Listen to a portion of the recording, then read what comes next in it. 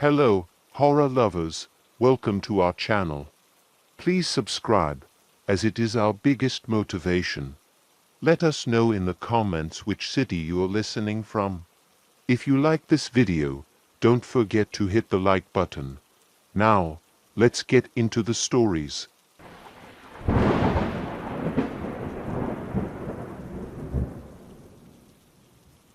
The thought of moving into a haunted house was exciting for me. I didn't really believe in the paranormal, but I also did not believe in it, if that makes any sense. I'm in my mid-30s, single, and even though I always imagined one day settling down with a wife, a dog, and a white picket fence, none of that seemed to be happening. I'm not the most handsome guy, and combining that with being a little socially awkward, I realized it was more realistic to get the house first than a partner. It's not a big place either. It's 1,200 square feet with a tiny backyard, and the neighbors are so close I can almost reach out and touch their house without leaving my yard. But it was mine. It was a long house, a shotgun-style house, I think they're called. The previous owners had bought it with the intention of flipping it. They had only done half the work, stopping midway through renovations and selling at a loss. It was the fault of the ghosts, apparently. The outside was beautiful. The siding was all new, a dark hunter green with a bright yellow door that felt both cheerful and welcoming. The landscaping was simple but well done. Once you got into the house, you could see where the renovations stopped. Some walls were painted, and some were not. The kitchen was untouched and didn't look like it had been updated since the 70s, but the one bathroom and master bedroom had been completely redone and looked great. It was all I needed. I was certain that I could update the kitchen later if I wanted to. If the stove and fridge worked, I didn't really care what it looked like. I was the first of my siblings to purchase a house, and my mom was thrilled at first when I told her. When she first came to visit, she seemed less than impressed. Her face dropped as she walked into the home for the first time. "Oh, James, this place is only half done. And it's so small," she sighed as she looked around my tiny home. My mood dropped when she said that, though I tried to not let it show. "It's all I need, Mom. I'm just a single guy. I don't even have a dog yet. Besides, this is all I could afford. Houses are expensive around here," I explained. My mom shook her head and kept frowning. "But honey, if you get married, there won't be enough room for both of you and your children," she said sadly. After Mom left that day, I tried to raise my spirits. My mom was always like that, and I should have prepared myself emotionally before she came over. I ended up ordering a pizza and settling down for some gaming with my friends. Most of my friends live in other states and even other countries. But we're all gamers, so we have that to connect us.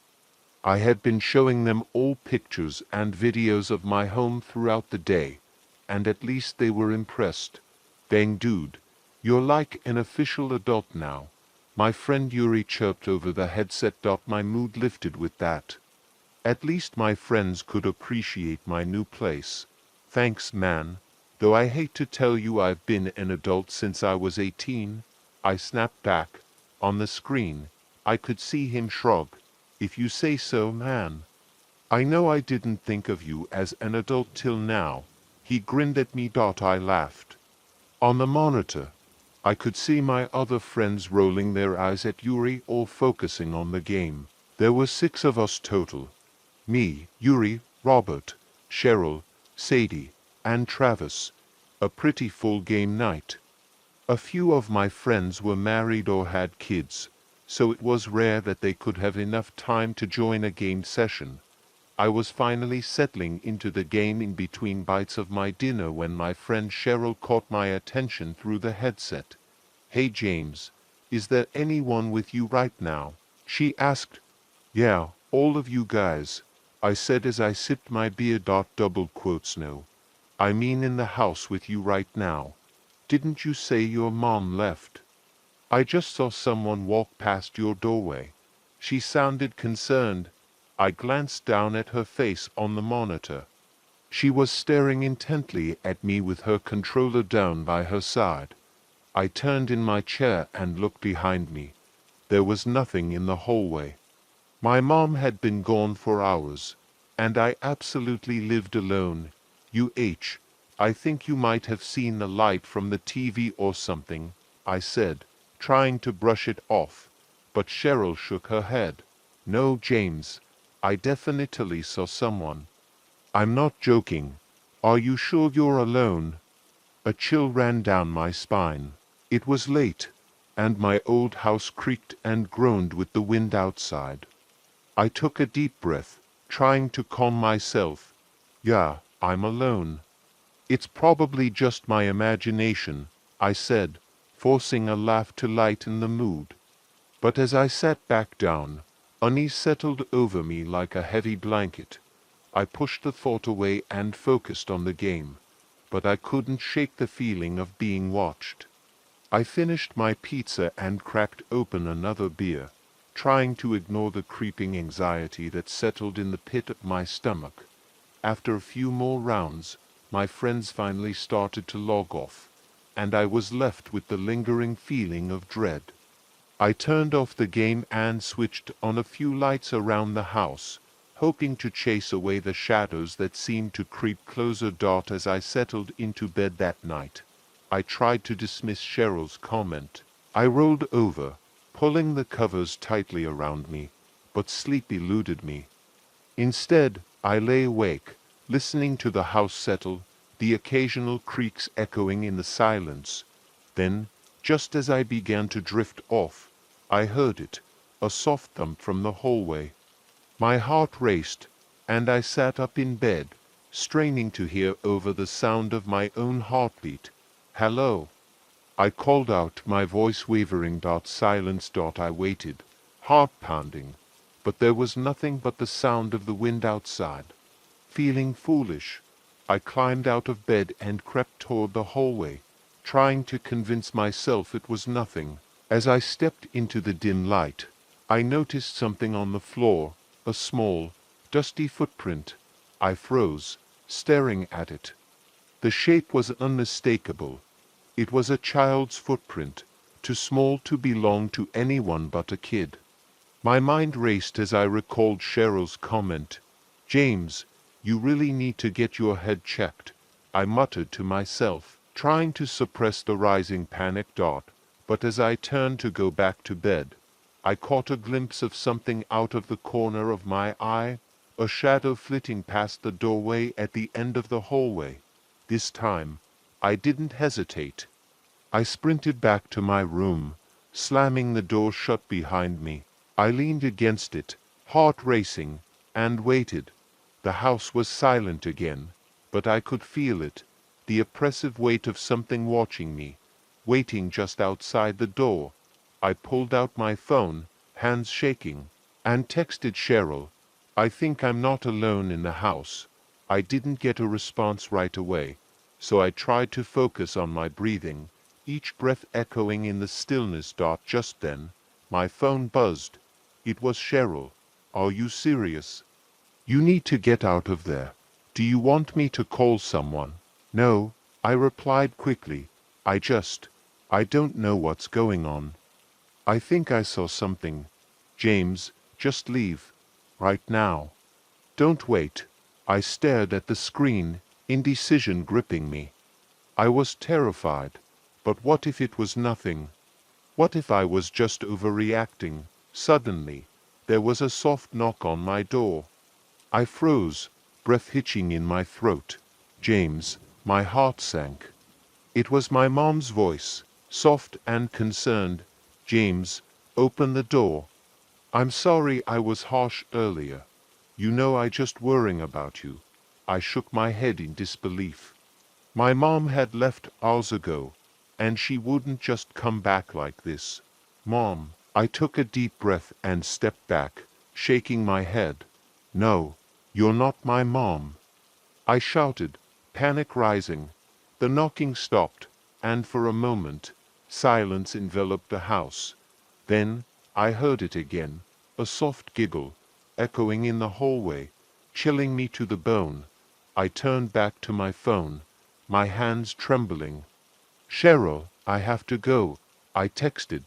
"I think I'm really not alone." Before I could finish typing, the door swung open with a force that knocked me off balance.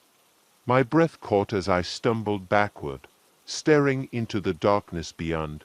James. The voice was familiar, but the figure that stood there was not. A small child stood in the doorway, eyes wide and unblinking, with a wide smile stretching across her face. "Come play with me," she said, her voice sweet and innocent, yet something about it sent chills down my spine. I stumbled back, heart racing, and screamed as the shadows behind her began to shift and swirl. I was no longer in my house. I was in a nightmare, and the door I thought would protect me was wide open, inviting whatever was in the darkness to come out and play. The sunlight streamed through the window, pulling me from a deep sleep, and I groaned as I rolled over to check the time. I had overslept again. The clock on my bedside table read 10:30 a.m. I had a lot of unpacking and organizing to do, but first I needed caffeine. Stumbling into the kitchen, I rubbed the sleep from my eyes and flipped on the coffee maker. As the rich aroma filled the air, I began to feel more alert. After pouring myself a steaming cup, I leaned against the counter, sipping the coffee slowly. My mind wandered back to last night, the shadows, the strange feeling of being watched.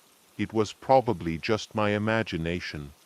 I chalked it up to the excitement of moving and the fact that I was in a new place. With that thought in mind, I set about organizing the living room. As I was unpacking some boxes filled with books, I couldn't shake the feeling that someone was watching me. I glanced around, half expecting to see a small shadow darting out of sight, but there was nothing but the quiet hum of my refrigerator and the sound of my own breathing. The day passed with me tackling the mess of boxes, organizing my gaming setup, and rearranging furniture. I made a quick run to the store for supplies, snacks, cleaning supplies, and some food. On my way home, I couldn't help but think about how good it felt to be finally settled. The house was beginning to feel like home, despite the strange occurrences. As night fell, I decided to reward myself with another gaming session. I set up my snacks and drinks, ready for a long night of playing. After logging into the game, I noticed several notifications from my friends. It seemed like they were all excited to see my new place. "Hey James, are you up for some late-night gaming?" Cheryl messaged me. "Absolutely. Just got settled for the night," I replied, feeling a sense of camaraderie. Before long, we were all back together, laughing and joking as we fought our virtual battles. But as the hours dragged on, the conversation took a darker turn. "Did you know that houses have their own energies?" Sadie asked, her voice suddenly serious. "Yeah, like, some places are haunted, right?" Robert chimed in, clearly amused. "Right. I heard that if a house is left empty for too long, it can attract spirits," she continued. "They can latch onto the people who move in next." "Thanks for the nightmares, Sadie," I shot back, trying to lighten the mood, but her words echoed in my mind, reminding me of the strange shadows I'd seen. "Just remember, James, if you see any creepy kids, don't let them in," Yuri joked, making everyone laugh, but I felt a shiver run down my spine. The game session wrapped up around 1 a.m., and I was left feeling a little more on edge than before. I locked up the house and switched off the lights, ready to turn in for the night. But as I lay in bed, sleep felt elusive. I stared at the ceiling, listening to the house settle, the creaks and groans amplifying my unease. Then I heard it again, a soft thump from the hallway. My heart raced, pounding against my ribcage. It was back. The shadows, the whispers. What if it wasn't just in my head? I lay there, frozen, listening intently. "Okay, James, it's just the house," I whispered to myself, trying to remain calm. But the thumping grew louder, echoing down the hall. I grabbed my phone, its screen glowing in the dark, and slowly pushed myself up. "I'm just going to check," I told myself, my voice barely above a whisper. I flicked on the hallway light and crept out of the room, phone clutched tightly in my hand, ready to shine it into the darkness. The hallway was empty, but as I moved closer to the living room, I noticed something odd. The door to the second bedroom was slightly ajar. I was sure I had closed it before going to bed. I approached cautiously, every nerve in my body screaming at me to turn back. Pushing the door open wider, I was greeted with a dark, empty room. I stepped inside, shining my light around, and found nothing out of the ordinary. Just my gaming setup, boxes stacked against the wall, and a stillness that felt heavy. As I turned to leave, something caught my eye. A small tow truck sat in the middle of the floor. I frowned, certain I hadn't left it there. I picked it up, glancing around the room again. It felt as if it were placed there deliberately, as if someone had been playing. "Okay, this is getting weird," I muttered to myself, feeling the weight of unease settle over me. After a moment, I decided to leave the truck where it was and went back to my bedroom, locking the door behind me. I tried to convince myself it was nothing. Maybe I had simply forgotten about the truck, or perhaps it had been left by the previous owners. I slipped back under the covers, wrapping myself in the warmth of the blankets. Just as I began to drift off again, I heard it, a soft giggle, light and airy, floating down the hallway. My heart dropped into my stomach, and I shot up, eyes wide. I was wide awake now, the remnants of sleep washed away by the sound that echoed in my mind. "Hello," I called out, my voice shaking. Silence answered me. I held my breath, straining to listen, but there was nothing. The house felt too quiet, the absence of sound suffocating. "Get a grip, James," I scolded myself, feeling foolish. "It's just your mind playing tricks on you." I settled back into bed, trying to shake off the unease, but sleep refused to come. Instead, I found myself staring at the ceiling, lost in thoughts of shadows and whispers. Then, without warning, the lights flickered off, plunging me into darkness. My heart raced, and I fumbled for my phone, switching on the flashlight.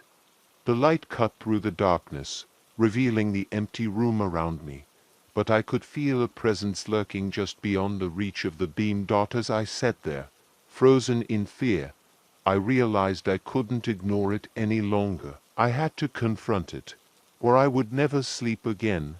Taking a deep breath, I swung my legs over the side of the bed and stood up. I would face this head on. I flipped on the hallway light and stepped out, determined to find out what was happening in my new home. With every step, my heart pounded louder, but I pressed forward. The hallway was empty, but the atmosphere felt charged, as if the house itself was alive and watching me. As I approached the living room, a chill swept through the air, and I could hear a faint whisper, a child's voice. "Come play with me."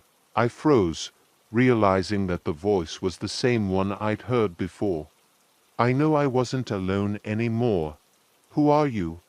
I called, trying to sound braver than I felt.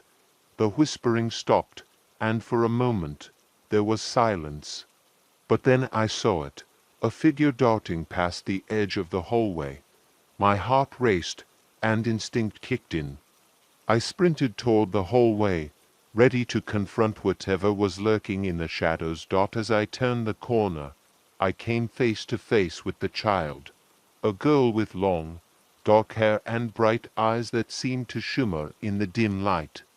She stood there, a toy in her hand, looking at me with a mix of curiosity and mischief. "Why are you in my house?" I asked, my voice shaky. She giggled, the sound echoing in the stillness. "This is my house, too." Panic surged within me. "What do you mean?" I demanded, trying to keep my fear in check. "You can stay. We can play forever," she said, her smile widening. I felt a chill run down my spine as her words sank in. Something was terribly wrong. I had to find a way out of this, out of her game. "No, I'm not playing," I shouted, stepping back, but as I turned to run, the lights flickered again, plunging me into darkness once more. I stumbled, disoriented, but I could still hear her laughter echoing around me, haunting and taunting. In that moment, I realized that this house was not just a home. It was a playground for something far more sinister, and I was caught in its web. After finishing my leftovers, I settled into the game room, fingers twitching with anticipation. The screen flickered to life, and the familiar sounds of the game enveloped me. Hours melted away as I lost myself in the digital world, the outside world fading into the background. It wasn't until the clock struck midnight that I realized how long I had been playing. Suddenly, a noise echoed through the house. It was faint, but distinct, the sound of a door creaking open. My heart raced, and I instinctively paused the game, the screen freezing on an action-packed moment. I held my breath, straining to hear any further sounds. It could just be the house settling, right? Or perhaps the wind. Taking a deep breath, I told myself to calm down.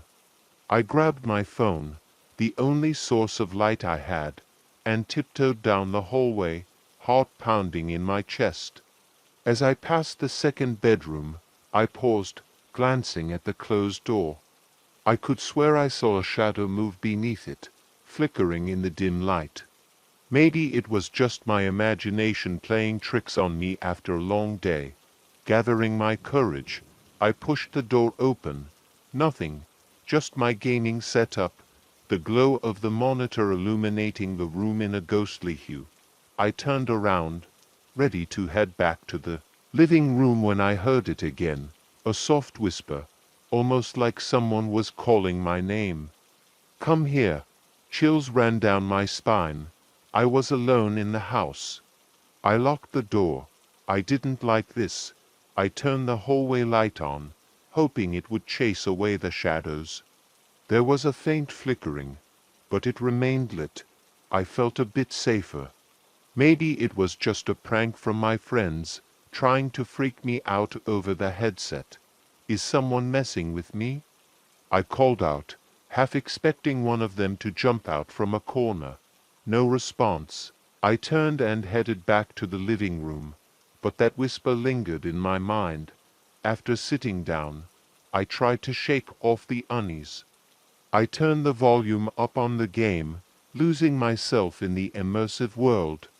However, every so often, I would glance towards the hallway, expecting to see something move in the corner of my eye. The hours dragged on, and I finally decided it was time to call it a night.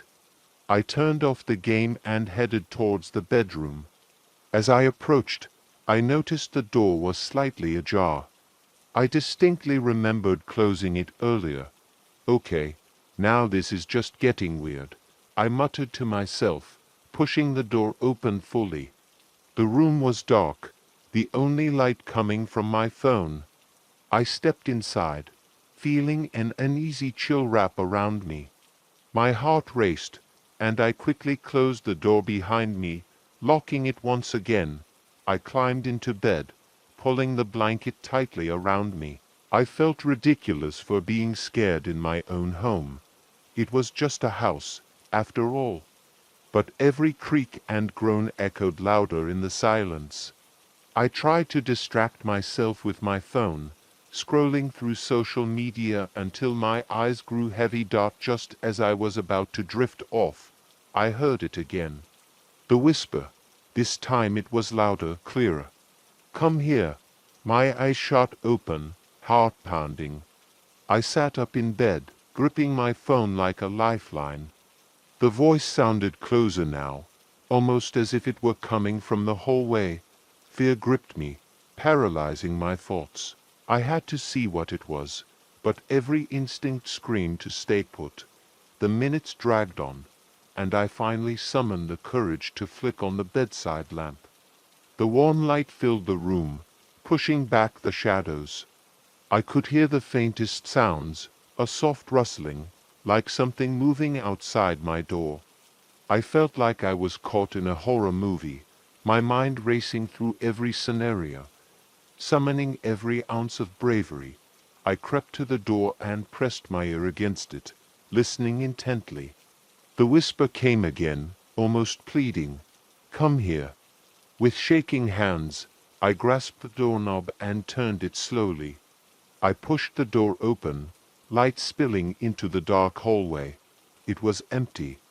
I stepped out, heart pounding in my chest as I turned on the hallway light. Shadows danced along the walls, and I felt as if they were watching me. "Hello," I called out, voice trembling.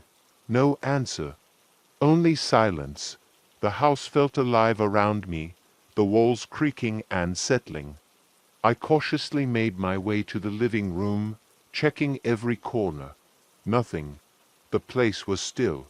Just as I thought I was losing my mind, I caught sight of movement out of the corner of my eye, a fleeting shadow darting past the front window. I rushed to the window, throwing the curtain aside, but there was nothing. Just the empty street bathed in moonlight. I let out a shaky breath, my heart racing as I sank onto the couch. I was being ridiculous. I needed to stop letting my imagination run wild.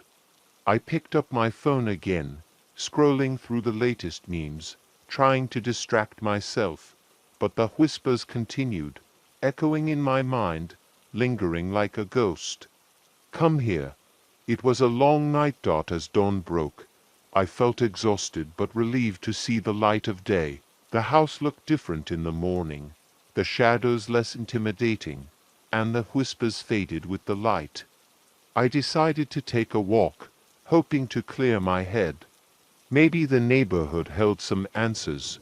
After my morning coffee, I stepped outside and decided to walk the opposite way from yesterday. The sun warmed my skin as I walked, the chirping of birds replacing the eerie silence from last night. I took a deep breath, feeling lighter. As I wandered, I spotted the familiar figure of Deborah sitting outside again. She waved cheerily, and I hesitated for a moment. Should I engage her again? Maybe she had some insight into the history of the house. "Good morning," I called, forcing a smile. "Morning. How did you sleep?" she asked, her eyes twinkling with curiosity. Well. It was interesting," I replied cautiously. "Interesting." "That's good. You heard the whispers, didn't you?" she said, and I felt my stomach drop. "Whispers?" I echoed, trying to sound casual, but I could feel the heat rising in my cheeks. "Oh, honey, this neighborhood is full of stories. That house, it has a way of making its presence known," she said, chuckling lightly. I stared at her, mouth agape. "You know about the whispers, of course. Everyone who lives there hears them. Just ask around. It's part of the charm of the old places," she said, her voice dripping with nostalgia. I felt a chill run down my spine. "Charm?" I questioned, but inside I felt a mixture of dread and fascination. "Just remember, dear, they're just whispers. They mean no harm," she assured me, and I wondered how she could be so calm about it all. "Thanks, I'll keep that in mind," I said, backing away slowly. As I walked away, I couldn't shake the feeling of being watched. The day had felt heavy with unspoken secrets, and the whispers of my house echoed in my mind, leaving me to ponder what other stories lay hidden within its walls. Little did I know, the echoes of the past were just beginning to unravel. My heart raced as I waited for a response, half expecting the room to erupt in spectral chaos. Nothing happened. The silence hung in the air like a heavy blanket. Maybe talking to the air wasn't the best idea after all.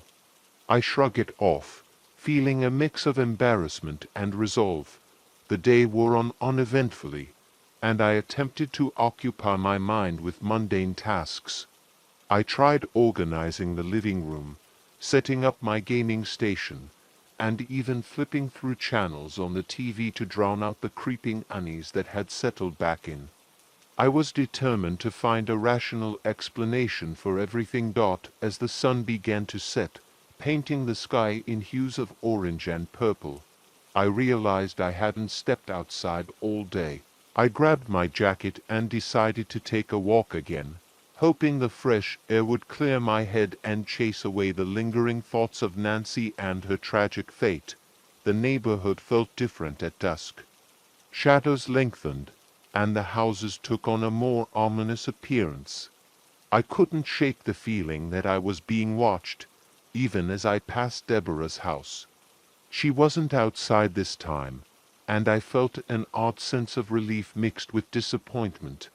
I wandered further this time, taking in the sights and sounds of the quiet street. Just as I rounded a corner, I caught a glimpse of something out of the corner of my eye, a flicker of movement in one of the windows. My heart raced as I turned my head, but there was nothing there. "Get a grip," I muttered to myself. "It's just your imagination." I continued my walk, but the atmosphere was thick with tension. Every sound seemed amplified: the rustling of leaves, the distant bark of a dog, the creaking of an old porch swing. I was jumpy, feeling the weight of the whispers from my home heavy on my shoulders. Eventually, I found myself back at the coffee shop I'd visited before. It was cozy and welcoming, and I ordered a hot chocolate, hoping to comfort myself with something warm. As I waited, I noticed a bulletin board filled with community events and flyers. One caught my eye: a local history night. Curiosity piqued. I made a mental note to check it out. Maybe learning more about the area would help me understand the stories that seemed to cling to my house like a shadow. After finishing my drink, I headed home, feeling a bit more at ease. The darkness seemed less intimidating now, and I was determined to face whatever my new living situation threw at me. Upon entering the house, I flipped on the lights, reassuring myself that I was in control. I settled in for the night, ready to watch a movie. Just as I was about to hit play, my phone buzzed with a notification. It was a text from my friend, asking how I was settling. I typed out a response, trying to keep it light-hearted, but my mind kept drifting back to Nancy. As I hit send, the TV flickered to life again. My heart jumped in my chest. I hadn't touched the remote. It switched to a static channel, the white noise filling the room. I stared at the screen, adrenaline coursing through me. The hairs on the back of my neck stood up. "Nancy," I whispered, half-jokingly. I quickly grabbed the remote, frantically pressing buttons to regain control. The static crackled ominously, and then, to my horror, a picture formed on the screen, a grainy image of a woman. She was beautiful, with dark hair and a haunting smile, and I felt a chill grip my heart. "Who are you?" I demanded, my voice shaky. The screen suddenly went blank, and the TV turned off. Silence enveloped the room, and I was left staring at the darkened screen. my breath shallow. I had to be imagining things. I shook my head, trying to dismiss the encounter as a trick of my tired mind. Feeling more unnerved than ever, I decided to call it a night. I locked the doors and turned off all the lights except for my bedside lamp. Laying in bed, I tried to convince myself that the weirdness of the house was just a figment of my imagination. But deep down, I could feel something lingering in the air, a presence that wouldn't let me go. As I drifted off to sleep, I dreamed of the woman from the TV screen. Her smile was warm, but her eyes were filled with sorrow. She reached out, but before I could grasp her hand, the dream shifted, plunging me into darkness. I woke with a start, heart racing. It was still dark outside, and the house was quiet. I felt a sense of dread wash over me, knowing that the whispers were still there, lurking in the shadows. The next morning, I decided to face my fears head-on. I would go to the local history night, armed with questions and a determination to learn more about Nancy and the house. I needed to know what had happened, and why it felt like the past was so unwilling to let go. After a quick breakfast, I dressed in casual clothes and headed out. The sun was shining, and I felt a small flicker of hope that perhaps understanding the house's history would help me cope with my unease. As I entered the local community center, I was greeted by a warm atmosphere filled with chatter and laughter. Old photographs lined the walls, and tables were set up with various displays showcasing the town's rich history. I found a seat at a table near the front, and the event began. A local historian took the stage, discussing the history of the area, including some of the more notorious events. I listened intently, hoping to hear something about my house. As the night progressed, I finally heard mention of Nancy, a vibrant young woman who had lived in my house decades ago. Her tragic story unfolded before me, the whispers of jealousy, the arguments with her husband, and ultimately, the night of her murder. The historian detailed the neighborhood's collective grief, their attempts to protect her memory. I could feel the weight of the story pressing down on me. As I listened, I could see the pieces fall into place, the whispers, the flickering lights, the feeling of being watched. It was as if Nancy's spirit was still present, trapped in the house where her life had ended so violently. When the event concluded, I approached the historian, my heart pounding. "Can you tell me more about Nancy?" I asked, my voice barely above a whisper. "Ah, Nancy," he said with a somber expression. "She was a lovely soul. Her death shocked the entire neighborhood. Many believe her spirit still lingers here, looking for closure." "Closure," I echoed, the weight of the word heavy in my chest. Yes, she never had a chance to tell her side of the story. Many have reported strange occurrences in that house, almost as if she's trying to communicate. I felt a shiver run down my spine. "Do you think she wants something?" The historian nodded gravely. "Perhaps she needs someone to listen, to acknowledge her pain and help her find peace." That night, as I returned home, I was determined to do just that. I needed to confront the past and offer Nancy the acknowledgement she never received. The house held more than just echoes of fear. It held a longing, a cry for understanding. Once inside, I gathered my thoughts and took a deep breath. "Nancy," I said aloud, my voice steady, "I want to understand. I'm here to listen. Please, tell me your story." The house felt still, the air thick with anticipation. As I stood in the living room, I felt a shift, a subtle energy that crackled around me. The lights flickered momentarily, and for the first time, the atmosphere felt less ominous and more inviting. "Show me," I whispered, closing my eyes and opening myself to whatever might come next. In that moment of vulnerability, I felt a warmth envelop me, as if I was being embraced by a gentle presence.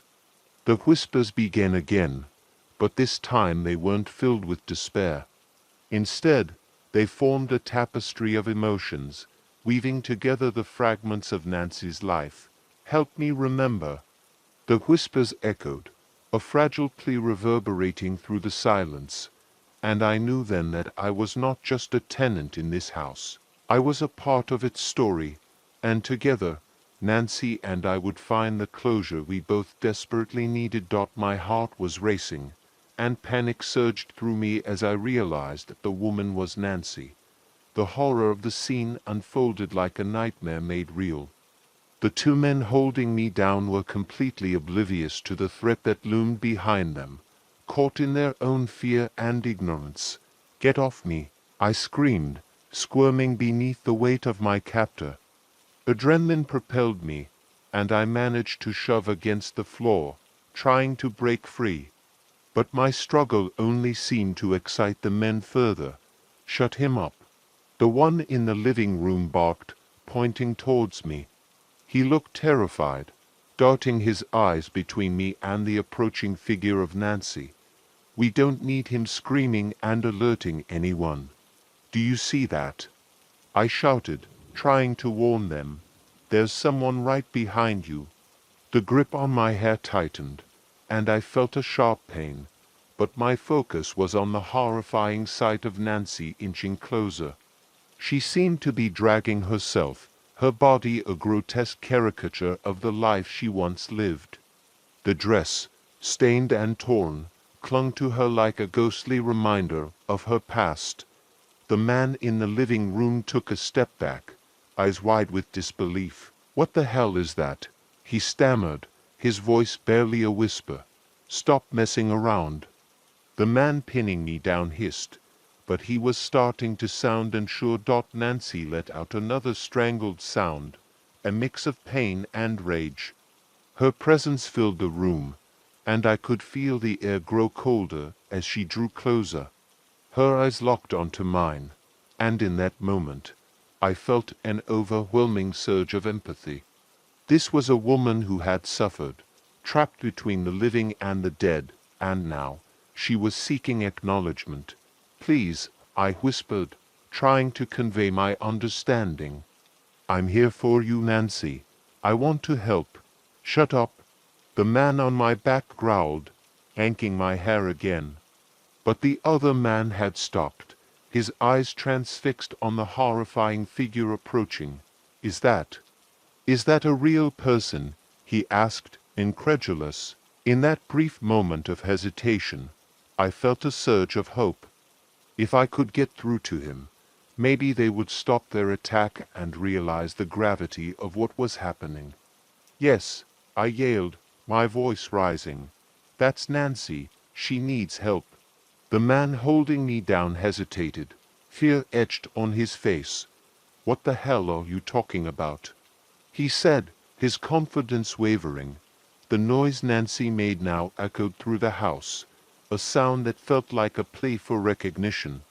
The men finally turned their attention back to her, and I saw the moment realization dawned on them. Fear washed over the one who had been holding me down, and he recoiled as Nancy drew closer, her disfigured face expressing an agony that transcended death. "Run!" the other man shouted, backing away from Nancy in terror. "We need to get out of here." The one pinning me down hesitated for a second longer, torn between fear and instinct. In that moment of uncertainty, I took my chance. I shoved him off with all my strength, scrambling to my feet. The room felt charged with energy, and I could see Nancy's eyes flicker with a desperate hope as she turned her gaze toward me. I felt a connection, a shared understanding of the pain that had bound us both. "Go!" I yelled at the men, urgency lacing my voice. "You don't want to be here." The two burglars, sensing the energy in the room shifting, turned and bolted for the front door. The one who had been holding me pushed past me, nearly knocking me over in his haste to escape. I stumbled but caught myself, adrenaline surging through me. Nancy, still dragging herself, seemed to focus on me. In that moment, I understood. She wasn't just a ghost. She was a woman who had been wronged, a victim seeking justice and recognition. I could feel the weight of her story pressing down on me, urging me to help. "Please, Nancy," I said softly, taking a step closer despite the fear clawing at my chest. "I want to help you. Tell me what you need." For a brief moment, time stood still. Nancy's expression softened, and I could see a flicker of gratitude mixed with her pain. She opened her mouth, and though her jaw was dislocated, I could almost hear her whisper, "Help me." With renewed determination, I turned and followed the two men out of the house, feeling a mixture of fear and resolve. I would find a way to help her. Together we would uncover the truth of what had happened to her. As I stepped outside, the cold night air hit me, grounding me back in reality. The men had sprinted to their car, panic written all over their faces. I could hear them yelling at each other, their fear palpable. I took a deep breath and reached for my phone, which miraculously had come back to life in my pocket. I dialed 911, my hands shaking as I reported the break-in. "There are intruders in my house," I said, urgency clear in my voice. "And something something is wrong here. You have to send someone quickly." As I hung up, I felt Nancy's presence behind me. I turned to face her, still standing at the threshold of my home, her form flickering in the moonlight.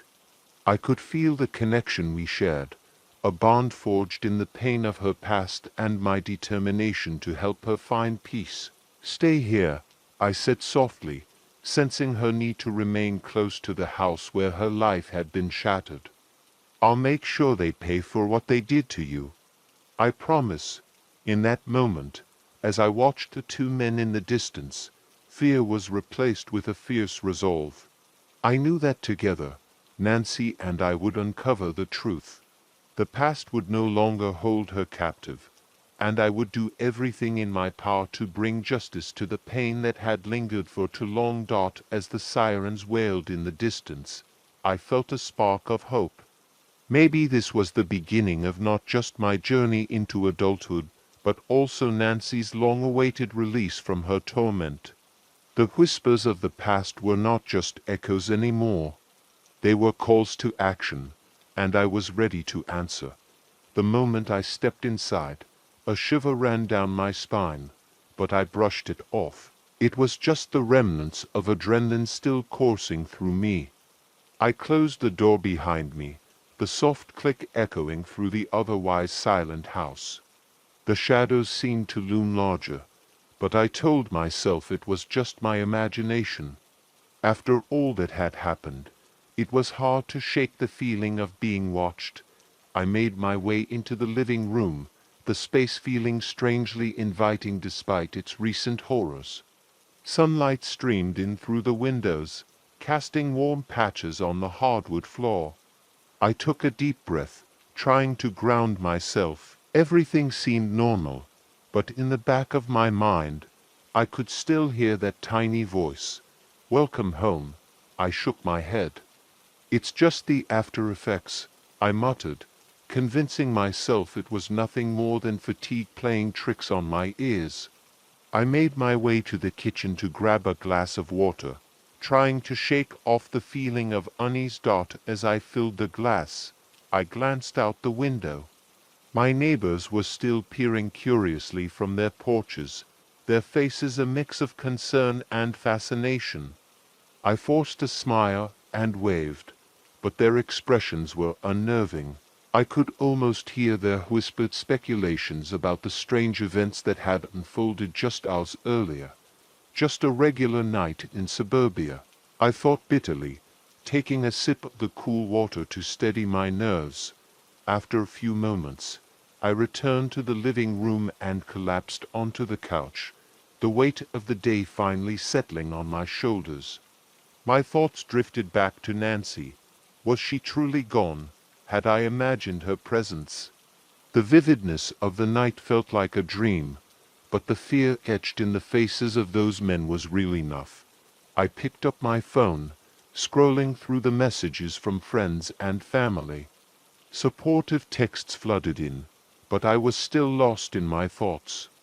I couldn't shake the feeling that the encounter was far from over. A heaviness settled in my chest as I remembered Nancy's desperate plea for help. As the sun dipped below the horizon, casting long shadows across the room, I felt an unsettling chill creep in. The shadows in the corners seemed to stretch and twist, and I instinctively glanced towards the back door, making sure it was locked. My heart raced again as I recalled the terror of that night. Suddenly, a soft rustling sound came from the hallway, drawing my attention. My heart pounded in my chest. I stood up slowly, straining to hear.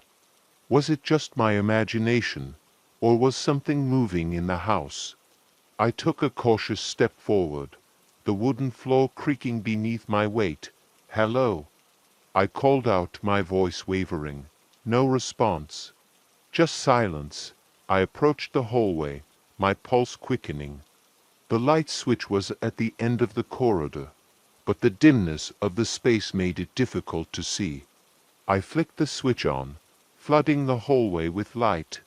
Nothing was there, just shadows clinging to the walls. "Get a grip," I whispered to myself, shaking my head.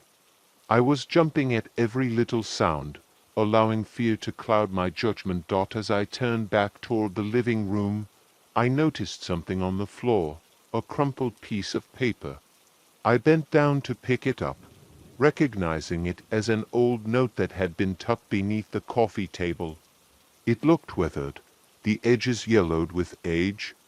My heart skipped a beat as I unfolded it. The handwriting was shaky but familiar. "Help me, please. I'm trapped. It's dark and cold."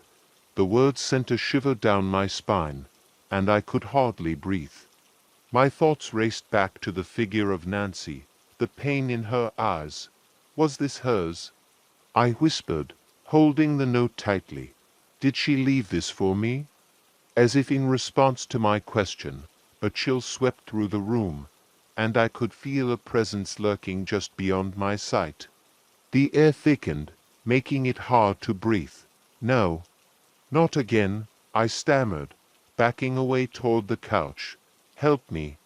The tiny voice echoed again, this time clearer, more insistent. It felt like it was coming from inside the walls themselves, resonating with desperation. "No, no, I can't," I shouted, feeling overwhelmed. "I can't do this." Just then, the lights flickered, and I felt a rush of wind as if the house was breathing around me. A deep sorrow washed over me, mixed with a sense of urgency. I realized that if I ignored this, if I tried to brush it aside, I would only be prolonging the suffering. "Okay, okay," I said, my voice trembling. "I'll help you. Just show me what to do." The energy shifted again, lighter this time, as if relief washed over the unseen presence. The air felt charged with anticipation, and I knew I had made the right choice. Taking a deep breath, I steeled myself. "I'll help you, Nancy. I won't let you suffer any more." I started gathering my thoughts, mentally preparing myself to investigate the past. I needed to find out what had happened to her and why she was still tied to this place. I'd start with the local library in the morning, digging into old newspapers or records. There had to be something, some clue that would guide me to the truth. As I returned to the couch, I felt a gentle warmth envelop me, as if someone was offering a reassuring embrace. "Thank you," the voice whispered once more, filled with gratitude. "Just rest now," I said softly, finally feeling a sense of calm wash over me. "We'll figure this out together." I settled into the couch, exhaustion overtaking me as I closed my eyes. Sleep came quickly, and for the first time in weeks, I felt at peace. The house might have been haunted, but now it was my home. I would uncover the secrets of its past, and together with Nancy, we would finally find closure.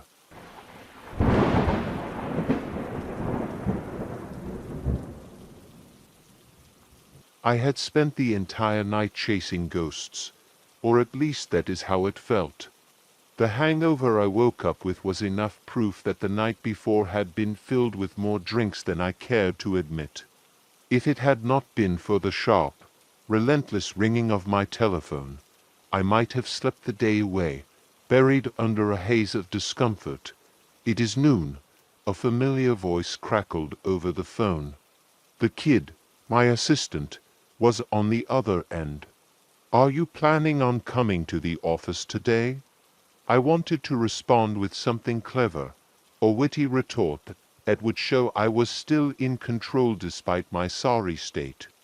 Instead, all that came out was a raspy, phlegm-filled cough, a sound that perfectly reflected how I felt on the inside. Charming boss, the kid did not miss a beat. I squinted at the weak light that managed to creep through the overcast sky, and it hit my eyes with the force of a freight train.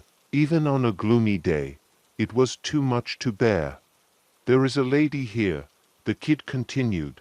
"It is a missing persons case. Says it is urgent." Dragging myself off the couch was like trying to move a mountain. My limbs felt heavy, weighed down by the remnants of gin from the previous night. The idea of taking on a new case, of putting on my detective hat and getting back to work, seemed impossible. But reality had a way of forcing your hand, and in this economy, you could not afford to be choosy. You do not work, you do not eat. It was as simple as that. After a few deep breaths and a couple of groans, I managed to shake off some of the midnight fog clouding my head. I told the kid I would be there soon and hung up. It was time to get back to business. When I arrived at the office, she was already there. Her posture alone told me everything I needed to know: nervous, fidgety, and sure. She looked like one of those bookish types, a scientist perhaps. Thin as a rail, her eyes were magnified to the size of dinner plates behind her oversized glasses. I offered her a cigarette out of habit. She declined, of course. Not everyone appreciated the finer joys of tobacco. I asked if she minded if I smoked, and though she did not say no, her face twisted every time I exhaled a puff of smoke. The case? It was about a man named Thomas Keynes, a fellow wildlife researcher. He had been assigned to study the denning habits of the elusive Carpathian lynx, stationed up near the Polish border.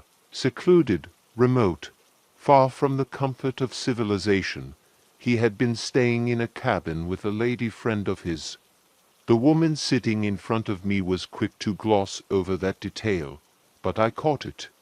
2 weeks into his research, the reports Thomas sent back were minimal at best, probably more focused on his companion than his work. Then, last night, something strange happened. He sent a panicked message about seeing flying snakes. Flying snakes. Not exactly the kind of thing you would expect from a scientist. When they tried to get more information from him the next morning, there was nothing but silence. His outpost had gone completely dark. I did not bother asking why she had come to me instead of the police. The answer was obvious, even if she did not say it. The cops, well, they did not venture into the woods. Sure, if there was an official missing persons report, they would eventually make their way out there. But it would take time, lots of time. Paperwork, bureaucracy, the usual red tape. By the time they actually made a move, it would be a week or more. If she wanted someone to move faster, someone to get results quickly, that came at a premium. And I was the guy who worked for that premium. Now, I will be honest, I am not a fan of the woods. give me the city any day of the week. Urban life has a rhythm, a predictability. You can count on it. If a job ever goes sideways in the city, you are never too far from a civilian who might call the cops and bail you out. There is a kind of safety in the noise, the lights, the sheer number of people. Out in the wilderness, it is a different story entirely. Out there, you are either alone or surrounded by things that will not listen to reason. There is no backup, no safety net, and that fact alone made this case one that I did not want to touch with a 10-foot pole. But a job is a job, and in my line of work, you do not get to pick and choose where your clients take you. I lit another cigarette, blowing a slow stream of smoke into the already cloudy room, and turned my attention back to the woman. Her fingers trembled slightly as she fidgeted with the hem of her jacket. She had the look of someone who had not slept in days. Her eyes, magnified by those ridiculous glasses, pleaded silently for help. "So, what exactly do you think happened to Thomas?" I asked, keeping my tone neutral, though the bizarre detail about the flying snakes lingered in my mind. I do not know," she stammered. "I mean, Thomas was always ... eccentric. But this was different. He sounded terrified. And now there is no communication at all. It has been almost 24 hours. 24 hours in the wilderness, with no contact. If he was out there, he could already be in serious trouble. Or worse," I sighed, weighing my options. "It would not be easy, trekking into the woods, searching for a man who could be anywhere or nowhere." But the urgency in her voice made it clear that this was not something I could ignore. "All right," I said finally. "I will take the case. But you need to understand something. The woods are dangerous, unpredictable. If he has gone missing, it might take time to find him." She nodded, grateful for any glimmer of hope. With a final drag of my cigarette, I stood up. "We leave first thing tomorrow morning. I hope you are ready for a long hike. I usually do my best to avoid the woods. The city is my territory, predictable, reliable, and, above all, safe." But there was a lingering issue that had forced my hand. I was a month behind on paying the kid, my assistant. He might be family, but we both knew he could be making a lot more money in the tech sector. Loyalty has its limits, and blood only goes so far when bills start piling up. The last thing I needed was for him to walk out over an unpaid debt. So, with that in mind, I agreed to look into the case of the missing researcher, Thomas Keynes. I gave the kid part of the upfront cash the scientist had handed over and kept the rest for myself. I told him to use his tech skills to dig up more information about Thomas and his mysterious female companion while I drove up to the cabin. I knew the journey ahead would be long and unpredictable, and I wanted as much intel as possible before heading into those woods. The drive was about 45 minutes through hilly country roads, the kind of terrain where the radio signal barely holds. Every minute behind the wheel, the sky grew darker and more ominous. Black clouds piled up in the distance, threatening a downpour. The roads twisted through mountains and valleys, and for a moment, I feared I might slide off a cliff into oblivion. Thankfully, the rain held off until I reached the village, my last stop before venturing into the wilderness. The village was small, one of those places that felt stuck in time. It had probably changed little in the last 50 years. I figured I might learn something useful from the locals before heading up to Keynes's cabin. There was no better place to gather information than a village pub, so I parked my car and made my way inside. The outside of the pub was shabby but serviceable. The veranda was covered by a tarp advertising a brand of beer that had been off the market for decades. The benches were empty, except for a young redhead who could not have been more than 19. He sat hunched over a mug of flat beer and a shot of Slivovitz, staring into them like they held the answer to some existential question. He did not even look up when I approached. It was clear he was lost in his own world, so I left him be and stepped inside the pub. The smell hit me first, cigarette smoke mixed with manure. Not exactly the most welcoming aroma, but it was not unexpected in a rural village like this. Mud had been tracked in from the boots of farmers, and it coated the floor like a second skin. The tables were covered in plastic tartan tablecloths, and the walls were decorated with folk art warning against the dangers of alcohol.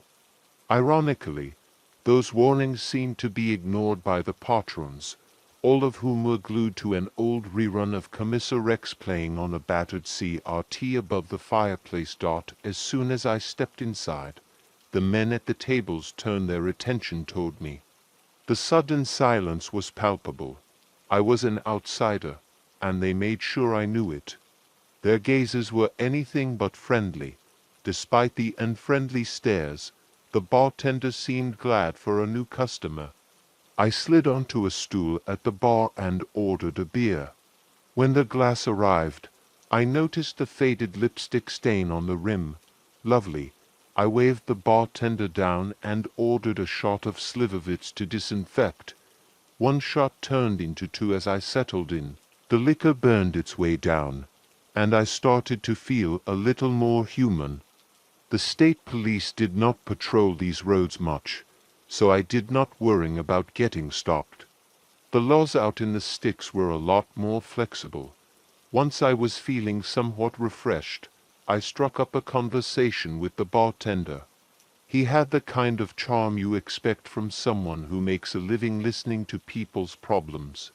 It did not take much prodding before he started talking about Thomas Keynes and his companion. "Yeah, I remember them," the bartender said as he wiped down the counter.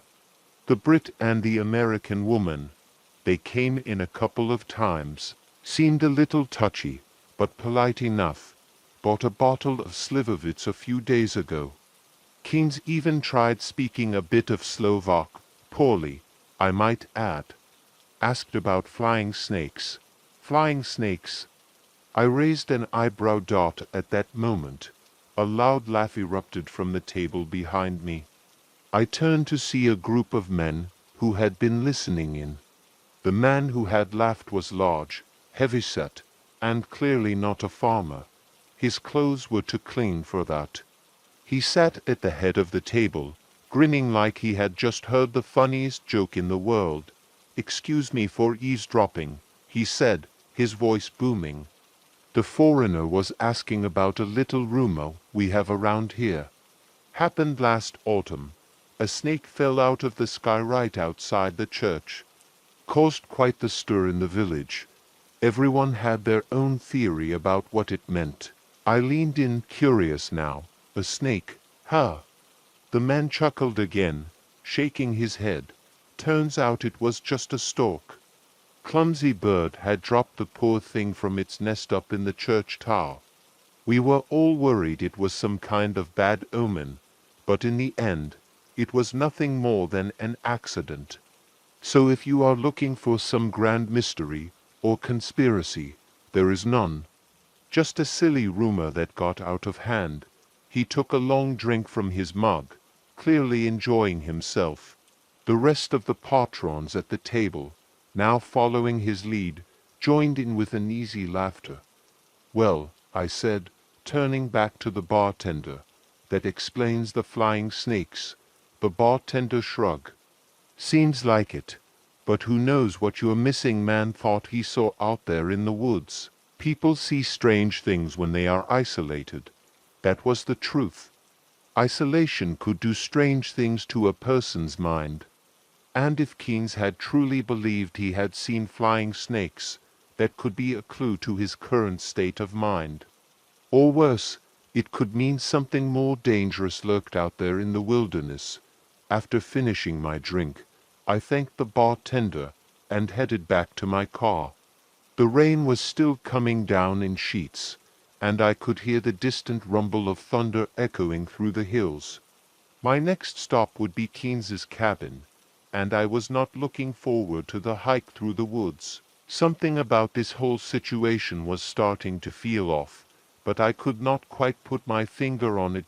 With one last glance back at the pub, I slid behind the wheel and started the engine. As I pulled away from the village, the dark, dense forest loomed ahead, waiting for me to enter. "I'm not a journalist," I said firmly. "I'm a private detective, looking into the disappearance of Thomas Keynes and his partner." The heavy-set man stood from his chair, extending a calloused hand. Pharaoh Halvin, mayor of this humble settlement. His grip was crushing, his palms scarred by years of labor. "I assure you, no one in this pub, or this village, knows anything about your missing researcher. As the representative of this community, I'd advise you not to go upsetting the locals with questions. If the state police wish to discuss matters with us, they're welcome to come themselves." His words were heavy with unspoken meaning, and the eyes of the patrons at his table drilled holes into my back. It was clear I wasn't welcome here any longer. I drained the last of the bitter beer, paid for my drink, and left, heading for my car. I hesitated just before stepping back into the downpour. The red-headed youth was still perched on the veranda, slowly working through the remainder of his beer. His gaze was locked anywhere but on me. The knot in my gut tightened. There was something about him, something unfinished. I couldn't help myself. "Hey, friend," I called, mustering as much false cheer as my hangover allowed. "You know anything about the scientist up in the hills?"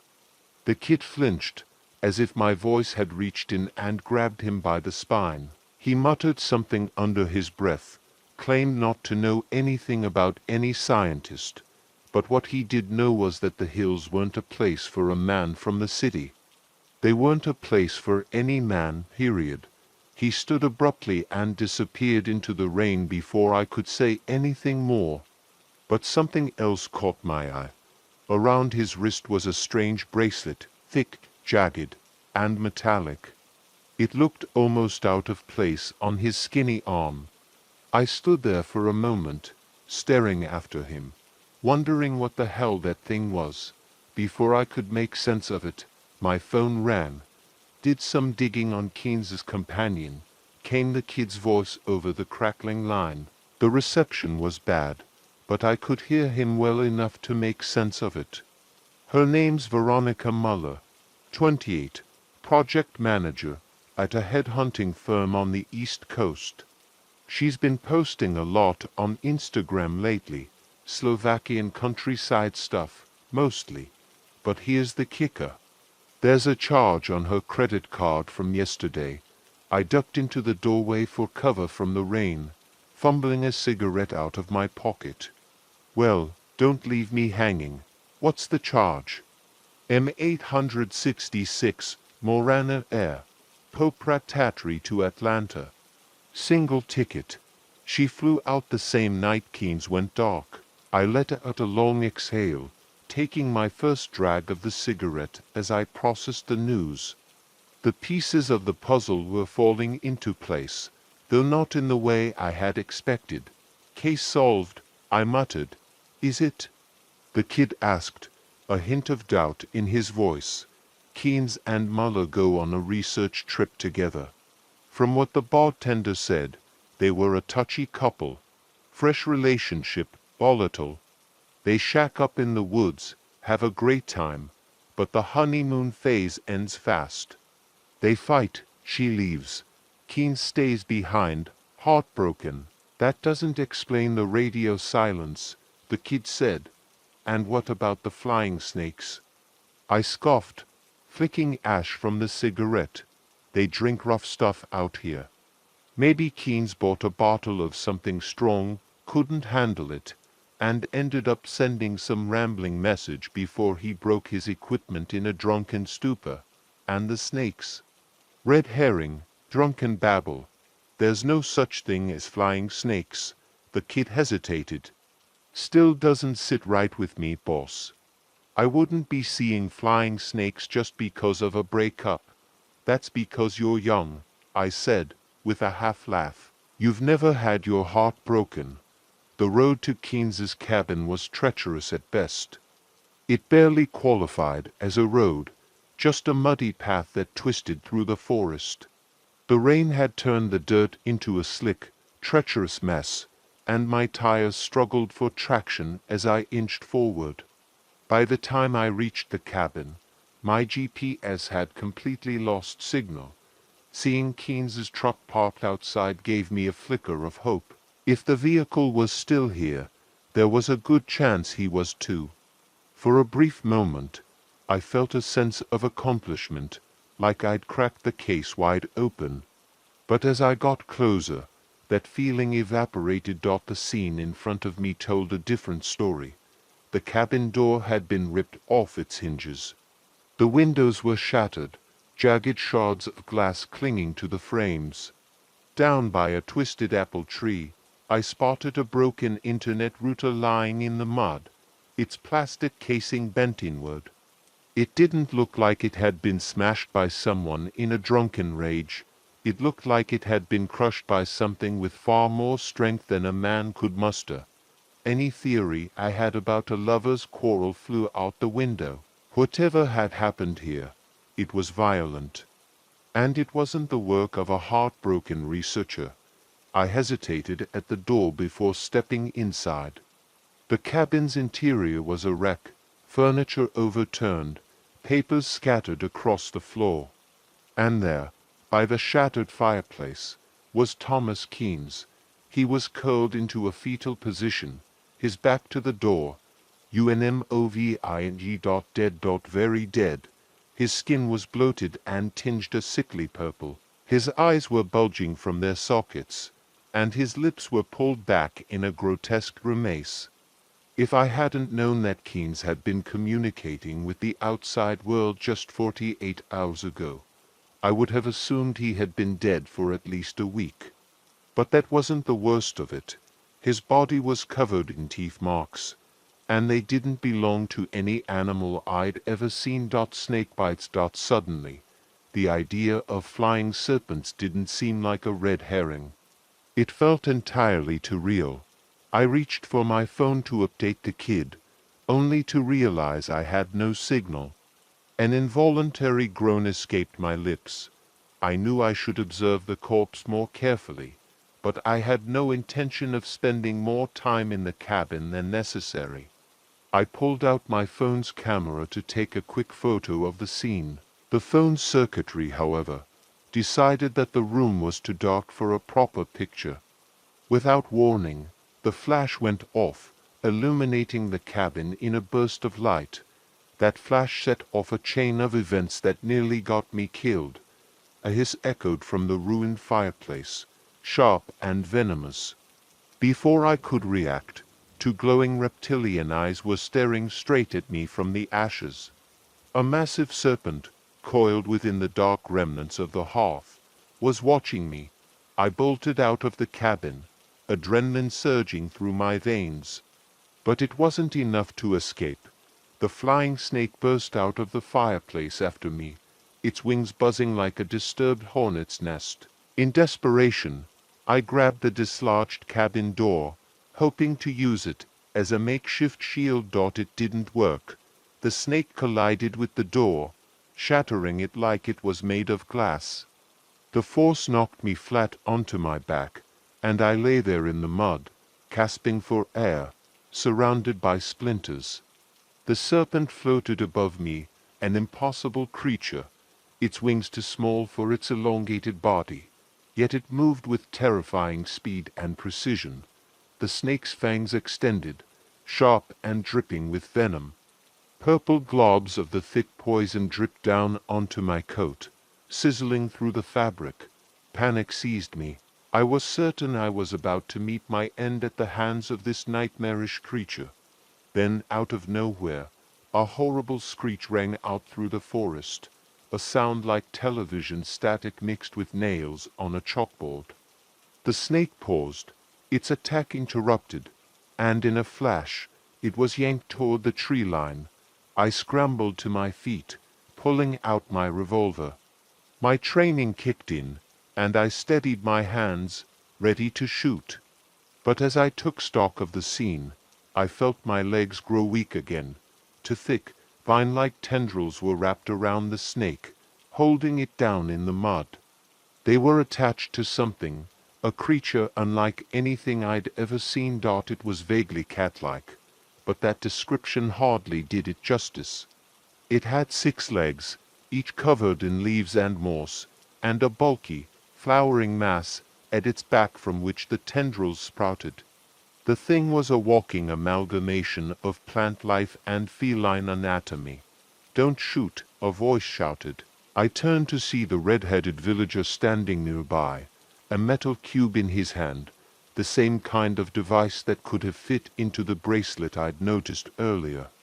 "Bullets won't work. Just don't shoot." The snake writhed and thrashed under the pressure of the vines. They tightened their grip, squeezing the life out of the reptile. Its struggle lessened until it was barely moving. "Enough," the youth said softly, addressing the 6-legged creature. "Enough," I said. Reluctantly, the vine-like tendrils released their hold, retracting back to the strange cat's body.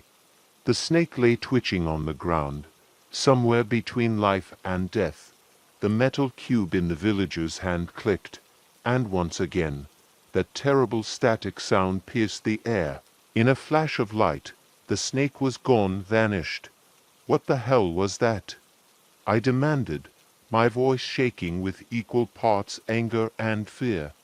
But the youth was focused on his device, seemingly oblivious to my question. The 6-legged cat, however, noticed me. Its slitted eyes locked onto mine. Before I could react, one of its tendrils shot out, coiling around my wrist. With little effort, the creature lifted me into the air, leaving me dangling like a rag doll. "No!" the villager screamed as he saw me aim my revolver. "Don't shoot."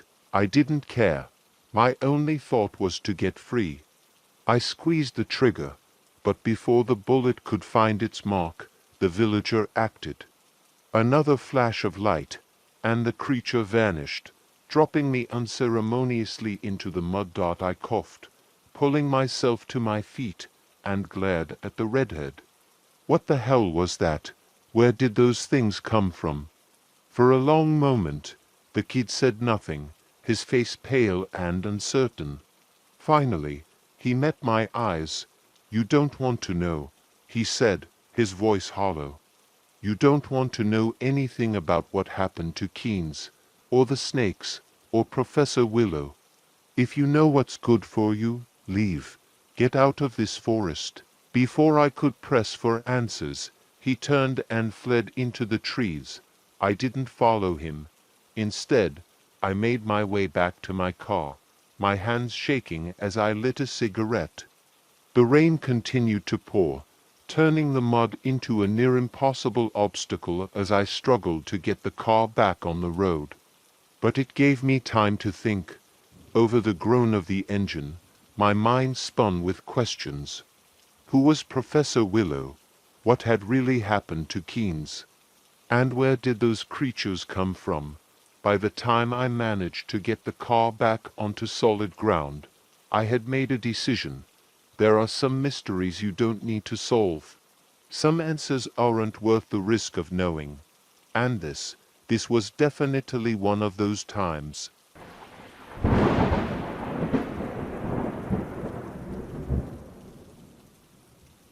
October 1892. The swamp was alive that night. Not in the way of birds or gators, but with something far older, something darker. The mist clung to everything, thick like molasses, and the water of the bayou moved sluggishly under the heavy air. I had never seen the land so silent. No frogs croaked, no insects buzzed. It was as if the swamp itself was holding its breath. My name is Damon Cordoval. I am not a man of grand speeches, nor am I one who revels in nightmares. But the events of Bayonwar turned me into something else, a hunter of things best left in the shadows. If you listen, I'll tell you of a darkness that changed me forever. It began with blood. I had come to Bayonwar at the request of the local authorities, though authorities was a generous term. The town had no sheriff, no real law, just fear. The townsfolk were simple, hard-working people, but a recent string of deaths had driven them into a panic.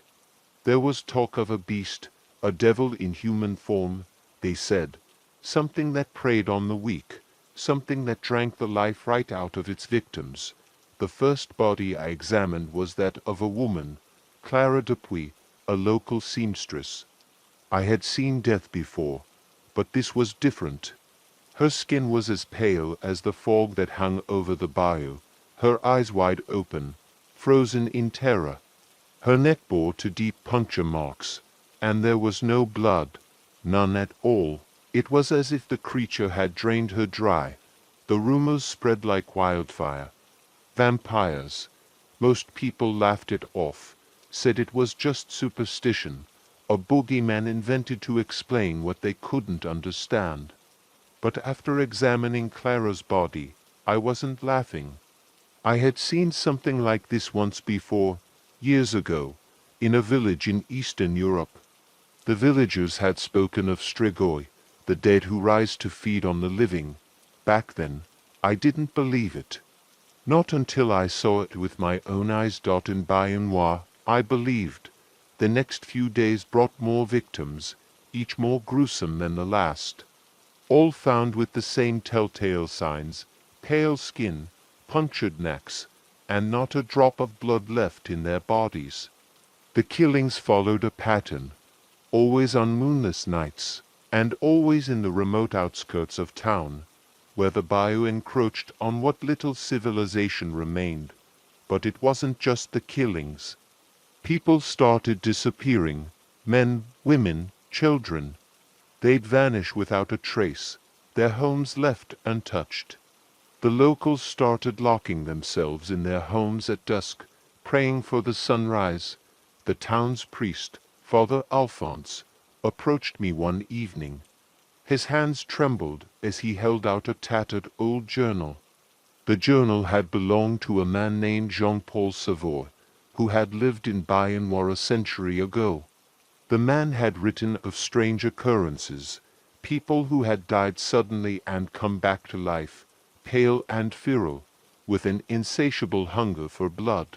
Jean-Paul had fought them, or so he claimed, using crosses and holy water, but the journal ended abruptly. Father Alphonse believed the journal was not just the ravings of a madman, but a warning. The evil that had haunted the town once before had returned. I spent the next few days following leads, questioning anyone who would talk. Most were too frightened to say much. They spoke in half-whispers of les revenants, the ones who returned from the grave. But one man, an old trapper named Baptiste, told me of a place deep in the swamp. It was a ruin, older than the town itself. Baptiste claimed that those who wandered too close never came back, and that the beasts who walked in the night had made it their lair. The night I decided to venture into the swamp was the darkest I had ever seen. The moon was gone, swallowed by thick clouds, and the mist hung low to the ground.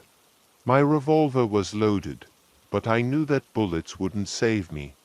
I brought a cross, blessed by Father Alphonse, and a vial of holy water. In my pocket was the journal of Jean-Paul Savoy, the only guide I had to dealing with the horrors that awaited me. The swamp seemed alive that night, watching me with every step I took. The trees closed in, their gnarled branches reaching out like skeletal hands. The water beneath my feet sloshed and gurgled, but there were no animals, no sounds. Just silence. Then I saw it. The ruin rose from the swamp like a great beast. its stone walls crumbling and overtaken by moss and vines. In the center was a stone altar, stained dark with something that wasn't water. I had found their lair. As I approached, a cold wind blew through the trees, and I heard the faintest sound, like the rustling of wings. I turned, my revolver raised, but there was nothing, just mist and shadows. But I wasn't alone. Out of the fog came a figure, tall, gaunt, with pale skin and eyes that burned like embers. Its mouth curled into a twisted smile, revealing sharp, blood-stained fangs. The vampire moved with inhuman speed, circling me, taunting me. I fired a shot, but the bullet passed through it like smoke. The creature laughed, a horrible, hollow sound that echoed through the swamp. Before I could react, more of them emerged from the shadows, 3, 4, 5. They surrounded me, their eyes hungry, their movements a blur. I was outnumbered, outmatched. But I wasn't dead yet. I pulled the cross from my coat and held it out in front of me. The vampires recoiled, hissing, their eyes filled with rage. One of them lunged at me, but I splashed it with holy water, and its skin burned as it screamed in agony. The others fell back, but they weren't retreating.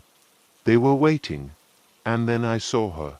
Atop the ruined altar stood a woman, or at least, what had once been a woman. Her skin was as white as bone, her eyes glowing with an unnatural light. She was dressed in tattered robes, and around her neck hung the same medallion I had found on one of the victims. This was their queen, the one who had brought this curse upon Bain-Noir. With a wave of her hand, the vampires attacked. I fought with everything I had, but it was a losing battle. One of them slashed at my arm, another sank its teeth into my shoulder. The pain was unbearable, but I held on. I raised the cross once more, driving them back, but I knew it wouldn't be enough. The queen smiled, her fangs gleaming in the darkness. "You cannot stop us," she whispered, her voice cold as death. "We are eternal. We are the night." But she was wrong.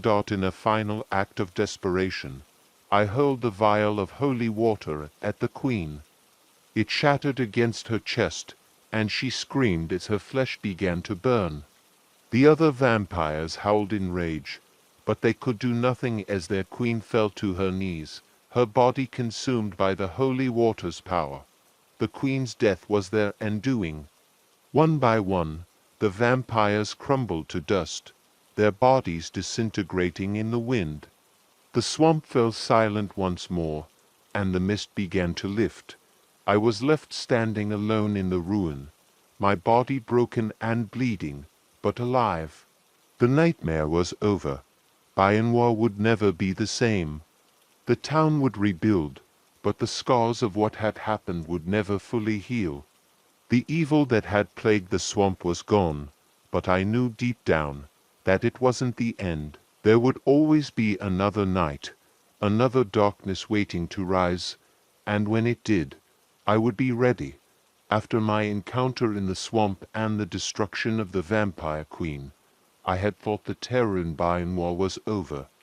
I had hoped the evil had been vanquished, but the darkness that seeped into the town's bones was far deeper than I could have imagined. It began with the Bellamonts. While researching the town's history, I uncovered old records that spoke of the Bellamont family, a name I had never heard whispered in my investigation until that moment. They had once ruled this region, their wealth and influence towering over the poor folk of Bain-Noir. But their reign ended in tragedy, so the records said, an inexplicable ruin that came after a series of deaths and disappearances. The local rumors spoke of pagan rituals and pacts with devils, of blood sacrifices made in the name of eternal life. No one in town dared speak of the Bellamonts openly, but the name was passed from generation to generation, whispered in dark corners. As I approached, a cold wind blew through the trees, and I heard the faintest sound, like the rustling of wings. I turned, my revolver raised, but there was nothing, just mist and shadows. But I wasn't alone. Out of the fog came a figure, tall, gaunt, with pale skin and eyes that burned like embers. Its mouth curled into a twisted smile, revealing sharp, blood-stained fangs. The vampire moved with inhuman speed, circling me, taunting me. I fired a shot, but the bullet passed through it like smoke. The creature laughed, a horrible, hollow sound that echoed through the swamp. Before I could react, more of them emerged from the shadows, 3, 4, 5. They surrounded me, their eyes hungry, their movements a blur. I was outnumbered, outmatched. But I wasn't dead yet. I pulled the cross from my coat and held it out in front of me. The vampires recoiled, hissing, their eyes filled with rage. One of them lunged at me, but I splashed it with holy water, and its skin burned as it screamed in agony. The others fell back, but they weren't retreating. They were waiting, and then I saw her. Atop the ruined altar stood a woman, or at least, what had once been a woman. Her skin was as white as bone, her eyes glowing with an unnatural light. She was dressed in tattered robes, and around her neck hung the same medallion I had found on one of the victims. This was their queen, the one who had brought this curse upon Bain-Noir. With a wave of her hand, the vampires attacked. I fought with everything I had, but it was a losing battle. One of them slashed at my arm, another sank its teeth into my shoulder. The pain was unbearable, but I held on. I raised the cross once more, driving them back, but I knew it wouldn't be enough. The queen smiled, her fangs gleaming in the darkness. "You cannot stop us," she whispered, her voice cold as death. "We are eternal. We are the night." But she was wrong. In a final act of desperation, I hurled the vial of holy water at the queen. It shattered against her chest, and she screamed as her flesh began to burn. The other vampires howled in rage, but they could do nothing as their queen fell to her knees, her body consumed by the holy water's power. The queen's death was their undoing. One by one, the vampires crumbled to dust, their bodies disintegrating in the wind. The swamp fell silent once more, and the mist began to lift. I was left standing alone in the ruin, my body broken and bleeding, but alive. The nightmare was over. Bain-Noir would never be the same. The town would rebuild, but the scars of what had happened would never fully heal. The evil that had plagued the swamp was gone, but I knew deep down that it wasn't the end. There would always be another night, another darkness waiting to rise, and when it did, I would be ready. After my encounter in the swamp and the destruction of the vampire queen, I had thought the terror in Bain-Noir was over. I had hoped the evil had been vanquished, but the darkness that seeped into the town's bones was far deeper than I could have imagined. It began with the Bellamonts.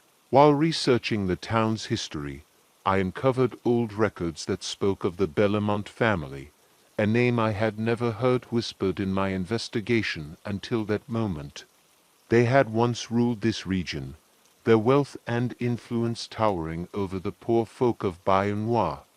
But their reign ended in tragedy, so the records said, an inexplicable ruin that came after a series of deaths and disappearances.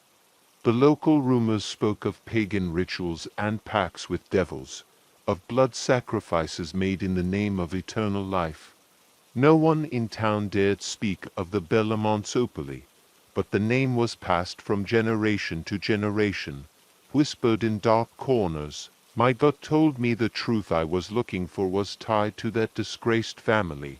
I found the ruins of the old Bellamont mansion deep within the swamp, half submerged in moss and vines, the stone structure long decayed. Time had reclaimed it, but the shadows that clung to it felt different, heavier, darker. I scoured the crumbling estate, searching for answers, until I found a set of cryptic symbols carved into the stones of the cellar, a grotesque ritualistic altar hidden beneath the foundations. The patterns matched descriptions from Jean-Paul Savoy's journal, symbols tied to blood magic, and to something much older than the vampires I had encountered. The evil here was ancient. I had drawn too much attention to myself. My investigation had not gone unnoticed. That night, the vampires came for me. It was a moonless night, the air thick and oppressive, the kind of night where the world feels stifled by a weight you can't explain. I was at home, surrounded by papers and notes on the Bellamonts, when I heard the softest of sounds, a brush of movement just outside the window. I stood up, my hand instinctively reaching for the revolver in my drawer. The moment I opened the door, a cold gust of air swept through the house, chilling me to my core. Then I saw them. Shadows slipping through the mist, pale and menacing. Vampires. Before I could raise my gun, one of them slammed into me with the force of a freight train, pinning me to the wall. My leg, still weakened from the old injury, gave out beneath me as I collapsed to the floor. I struggled to break free, but the creature was far too strong. And then I heard the voice I feared most. Papa. My daughter, Anna, had woken up. Her small footsteps raced down the stairs, and my heart seized in terror. I shouted for her to stay back, but it was too late. One of the vampires, faster than I could react, had already seized her. Her scream pierced the air, the sound of a terrified child who didn't understand what was happening. I thrashed, trying to break free, but another vampire held me down, its cold hands like iron shackles. I managed to shoot one of them, but the bullet barely slowed it. They were toying with me. As I was dragged into the basement, I saw her, the leader of the vampires. Her beauty was haunting, her blue eyes as cold as death itself. She glided through the room, looking down at me with a disdainful smile. Anna was held between two of the creatures, her small frame shaking with fear. I begged, pleaded, offered my life in exchange for hers. The vampire queen approached Anna, her voice dripping with icy malice. "Your father meddled where he shouldn't have," she said, her eyes gleaming with cruel satisfaction. "And now he will pay the price," I screamed as the vampire queen bent down and sank her fangs into Anna's neck. Her scream echoed through the chamber, a sound that would haunt me for the rest of my life. I fought with every ounce of strength I had, but I was powerless. I watched as my daughter's life drained away, her once vibrant face becoming pale and still. I was dragged away after they were done with her, taken through a maze of sewers beneath the town, a labyrinth of decay and rot. They left us in a dark, damp chamber, the stench of who had taken my Anna, and the legacy of the Bellamonts who had brought such evil to Bayonnois. For weeks I scouted the ruins of the old Bellamont mansion, hidden deep within the swamps. I gathered a team of brave souls, hunters who shared my thirst for retribution. We were few in number, but we were prepared, armed with wooden stakes, silver bullets, and vials of holy water. Each of us knew we might never return from that cursed place. On the next new moon, we ventured into the heart of the swamp. The air was thick with mist, the trees towering over us like sentinels of doom. As we approached the mansion, it loomed in the distance, barely visible through the fog, its crumbling silhouette a stark reminder of the dark power it once held. Vines strangled the decaying walls, and the windows stared down at us like hollow, soulless eyes. We moved silently, each step calculated. The mansion seemed to breathe with anticipation, as if it knew we were coming. I could feel the vampires stirring within, waiting for us. "Stay close," I whispered to my men as we reached the shattered doorway. We slipped inside, the damp air thick with the smell of rot and something else, something ancient and foul. Inside, the mansion was a maze of darkness. We moved through the corridors, our weapons at the ready. The silence was deafening, broken only by the occasional creak of old wood beneath our feet. Every shadow felt alive, every flicker of light a potential threat. In one of the side chambers, we found the marks, arcane symbols carved into the walls, remnants of the rituals the Belmonts had performed long ago. I ran my fingers over the cold stone, feeling the power pulsing from it. This place had been tainted by dark magic for centuries. We descended into the basement, where I knew they would be waiting. The deeper we went, the colder it became. Finally, we entered a vast underground hall, lit by the faint glow of candles that flickered against the walls. At the center, encircled by the pale light, were the Belmont vampires, their eyes gleaming with hunger and hatred. They had been waiting for us. "Prepare yourselves," I hissed. No mercy. The battle erupted with terrifying speed. The vampires moved like shadows, slipping through the air with supernatural grace. My men fought bravely, driving stakes into their undead hearts. But for every vampire we killed, two more seemed to take their place. "Hold the line," I shouted as the creatures closed in. The sound of gunshots and the sickening crunch of bone filled the air as we fought for our lives. Blood sprayed across the stone floor, some of it theirs, some of it ours. John, my second in command, yelled above the chaos. "There's too many of them. We'll be slaughtered." I caught his eye and replied through gritted teeth, "We have to finish this." I drove a stake into the chest of a vampire lunging at me, its body convulsing before crumbling into ash. For Anna. Suddenly, I spotted her, the vampire queen, standing at the far end of the hall, watching the carnage with a smile that chilled me to the bone. She moved toward me, her eyes locked on mine. Her speed was inhuman, her movements a blur. I barely dodged her first attack, the force of her blow shattering the stone pillar behind me. "You think you can stop us, Damon Cordoval?" She sneered, circling me like a predator stalking its prey. "The Belmonts are eternal. We will rise again, and this town will burn for what they did to us." Her words spurred me on. With every ounce of strength I had, I fought her, dodging her attacks and searching for an opening. She was too fast, too powerful, but I refused to let her win. Finally, I saw my chance. With a swift movement, I drove the stake into her chest. She gasped, her eyes wide with shock and rage. But before she died, she whispered, "Damon, how is your daughter?" I heard her blood was so sweet. The words were a dagger in my heart, but I didn't hesitate. I drove the stake deeper, twisting it as her body turned to ash. The battle ended soon after. The vampires, sensing their leader's demise, fled or perished at the hands of my men. But the victory felt hollow. Too many of my comrades had fallen, their lives snuffed out by the creatures of the night.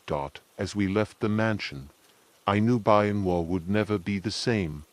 The town had survived, but the scars would linger for generations.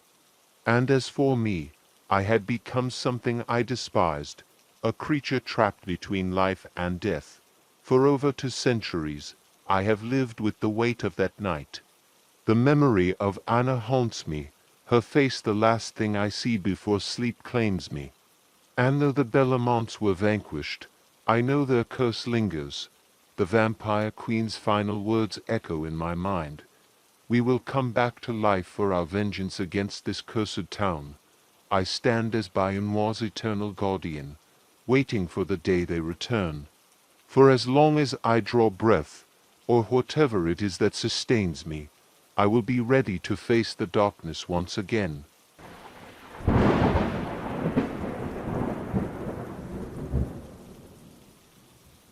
It was a cold, stormy evening in late autumn. The heavy rain pounded against the windows, casting a rhythmic, almost calming beat throughout my apartment. I was curled up on the couch, watching an old black and white film, the kind that transports you away from everyday worries. The soft hum of the film mixed with the sound of the rain outside, creating a cocoon of peace around me. I could feel myself relaxing, my thoughts drifting away from the chaos of life, when suddenly my phone rang, cutting through the calm like a knife. Glancing at the screen, I was startled by a name I had not seen in years, Henry. The sight of his name alone sent a wave of unease through me. We had not spoken in what felt like a lifetime. "Hello," I answered, my voice betraying my surprise. I could not help but wonder what had prompted him to call now, after all this time. "Hi, Tom. It's me, Henry. We have not seen each other in a long time. Do you have a moment to meet up?" Henry's voice sounded different, uneasy, troubled. It was a tone I could not easily shake off, and it instantly made my heart race. "Of course, Henry. Is something wrong?" I tried to keep my voice steady, but I could hear the concern creeping in. "This is not a conversation for the phone," he said, his words heavy with anxiety. I knew then that this was not going to be a casual catch-up. Whatever Henry wanted to talk about, it was something serious. We agreed to meet at a small cafe that we used to frequent back in the day, a place that held memories of simpler times. It was a spot we would go to before life took us in different directions. The rain had not let up, and as I sat by the window of the cafe, I watched the water trickle down the glass in endless streams. The world outside was grey and bleak, matching the apprehension that was building within me. Then, through the foggy window, I saw him, Henry, but not the Henry the first remembered. He walked in, his face pale and gaunt, his eyes sunken deep into his face. There was something off about his movements, a nervous energy that made me feel uneasy.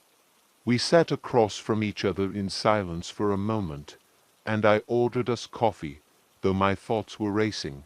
"What is going on, Henry? You look like you have seen a ghost," I joked lightly, trying to ease the tension, but the smile quickly faded as I saw the seriousness in his expression. "Tom, I need to tell you something. Something that has been haunting me for years," he said, his voice shaky, like he was barely holding it together. "What is it, Henry?" I asked, my stomach tightening with dread. "Do you remember the man in the chimney?" The words hit me like a punch to the gut. A cold shiver ran down my spine as memories I had long buried began to surface. I could feel my heart pounding faster, the weight of something terrible pressing down on me. Everyone has memories that they wish they could forget, moments from the past that stay with you, no matter how much time passes. For me, that moment was the summer I spent at camp with Henry. We were 11 years old then, and full of youthful excitement. The camp was deep in the woods, far away from the world we knew. It was a place where adventure waited around every corner, or so we thought. The camp itself was surrounded by dense trees, with a small lake nearby. Our cabin, however, stood out from the rest. It was older, almost out of place with its weathered wood and towering chimney. The chimney itself was what made the cabin so unsettling. It was tall and narrow, like something from a different time. From the very first moment I saw it, I felt uneasy. But we were kids, and back then, everything was just another part of the adventure. The inside of the cabin was cozy enough, two beds on either side, a table in the middle, and a small door that led to a room with an unused fireplace. I remember opening that door on the first day, seeing the old, dusty hearth, and deciding right then and there to keep it closed for the rest of the camp. Something about that fireplace made my skin crawl. Days passed with the usual camp activities, hiking, swimming, and telling stories around the fire. During the day, the cabin seemed fine, but at night, it transformed into something entirely different. The shadows from the trees seemed to grow longer. The wind howled through the gaps in the wood, and strange noises echoed through the night. It was during those moments, lying awake in my bed, that I first started feeling truly unsettled. One night, something woke me. I sat up in bed, my heart racing, and sure of what had disturbed me. The cabin was silent, save for the occasional creak of wood. But then I heard it, a faint tapping, coming from the direction of the fireplace. I tried to tell myself it was just the wind, but the sound persisted. Slowly, I got out of bed and crept over to the door. I hesitated for a moment, then pulled it open. In the moonlight that streamed through the window, I saw something that made my blood run cold. A thin, pale hand was reaching out from inside the fireplace, its bony fingers grasping at the air. I froze, unable to move or breathe. Then, just as suddenly as it appeared, the hand withdrew, disappearing back into the darkness of the chimney. I slammed the door shut, my heart pounding in my chest. "Henry, wake up," I whispered, shaking him awake. Henry gradually opened his eyes, confused. "What is it?" "I saw something in the chimney," I whispered, pointing to the door. Henry looked at me like I was crazy, but he got up and walked over to the fireplace. He peered inside and then turned back to me. "There is nothing here, Tom. You must have been dreaming." But I knew what I had seen. That night, I could not sleep. I lay there, staring at the door, listening for any sound. The rest of the camp passed uneventfully, but I was never able to shake the feeling that something was wrong. On the last night of camp, I heard it again. This time, it was not tapping, it was whispering, a faint, raspy voice coming from the chimney. I pressed my ear to the door, and the voice became clearer. "Do not peek." I jumped back, my body frozen with fear. I wanted to run, to scream, but I could not move. The whispering stopped, replaced by a soft scratching noise, like something was crawling up the inside of the chimney. "Tom, what are you doing?" Henry asked, waking up to find me standing by the fireplace. "There is something in the chimney," I whispered, my voice barely audible. Henry sighed in frustration. "You are imagining things. Let me prove it to you." He grabbed his flashlight and opened the door.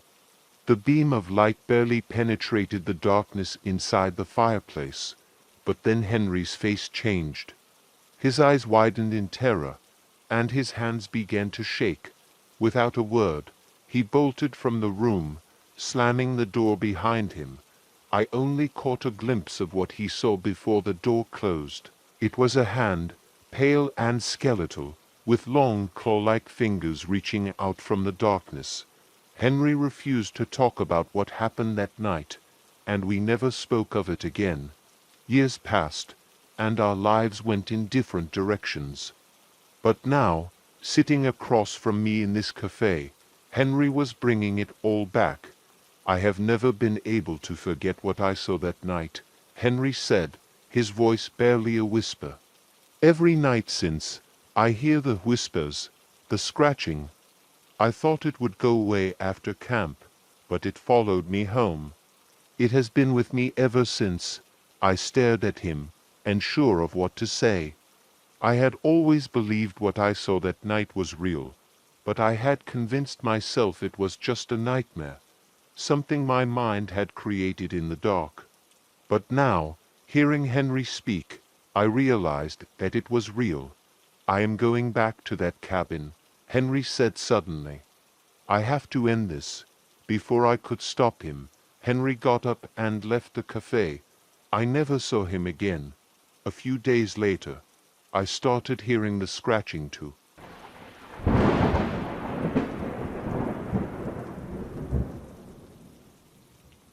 It was a typical afternoon when my best friend Sadie leaned in and asked, "Do you see that girl over there?" Her question caught me off guard. It was strange, as we were hanging out, and yet she was already distracted. My mind wandered for a moment. "You are already tired of me? Why do you not focus on me instead of whatever is happening over there?" Curious, I followed the direction of Sadie's autumn green eyes. My gaze landed on a girl standing in the middle of the busy street. She wore a hospital gown, a bizarre contrast to the bustling crowd around her. Without thinking, I muttered, "I think I know her." Something about her was off. She looked like she had been starved for days, her body gaunt and fragile. The thought drifted through my head, "This is not our problem. We should just keep walking." The girl's appearance triggered a memory from childhood. Her hair, once familiar, had been bleached white, and her skin now bore what looked like surgical markings, like stitches etched around her limbs and joints. The most unsettling part of her appearance was a series of dots encircling her mouth and the back of her head. Her cold aqua eyes met mine, and the moment they locked onto me, a wave of icy dread washed over me, as if I had been plunged into an ice bath. "John Merle killed me," she rasped, her voice sending a chill through the air before her entire form disintegrated into the wind, vanishing like a pile of sand scattered by a sudden gust. Beside me, Sadie let out a startled gasp, her whole body trembling with shock. "Oh my God, oh my God, what the hell? You saw that, right? Tell me you saw that. She was a ghost. You recognized her." I swallowed hard, trying to clear the fog that was clouding my head. "Foster care," I stammered. "Her name was Chelsea. She was adopted before me. Holy crap, Erica. She said someone murdered her. You heard her. She wants us to figure it out," Sadie exclaimed, her voice rising with excitement. "No," I interrupted her sharply, cutting off her enthusiasm. "No, we are not doing this. You cannot just jump to conclusions." "Oh, come on," Sadie whined, but I ignored her, pulling her along as we continued walking. I could not help but wonder why I had reacted so abruptly. What is wrong with me? Why did I shut her down like that? The cold sensation that had settled into my bones lingered, and I could not shake it. Despite my resistance, Sadie refused to let the subject go. It was as if Chelsea's ghost had reignited a fire in her, and suddenly, it felt like I had my best friend back. We started texting constantly, not just about Chelsea, but about everything. After a few days of back-and-forth arguments, we decided to meet up again. When I picked her up at the bus stop, we both said in unison, "John Merle killed me." It is like a song stuck in my head, I added, feeling the words echoing in my mind. "Exactly. And we need to find out who John Merle is," Sadie declared with a determined look in her eyes. We headed to our favorite Starbucks, where Sadie pulled an obituary out of her bag. "I found this," she said, passing it to me. The obituary was for Chelsea, though her last name had changed. It mentioned that she had died in a hospital. "I told you she wanted us to help," Sadie said, folding her arms. I sipped my caramel macchiato, the sweet warmth of the drink doing little to ease the unease settling in my stomach. Why did Chelsea come to me specifically? What does she want? Sadie interrupted my thoughts by lifting her pinky for a promise. "Tomorrow, let us go to the hospital and ask around. We owe it to her to find out the truth." I hesitated, but then gave in. "You are right. Let's do it." Our pinkies locked in a familiar gesture from childhood, and for a brief moment, I felt a warm nostalgia, as if we were kids again, solving mysteries and making promises.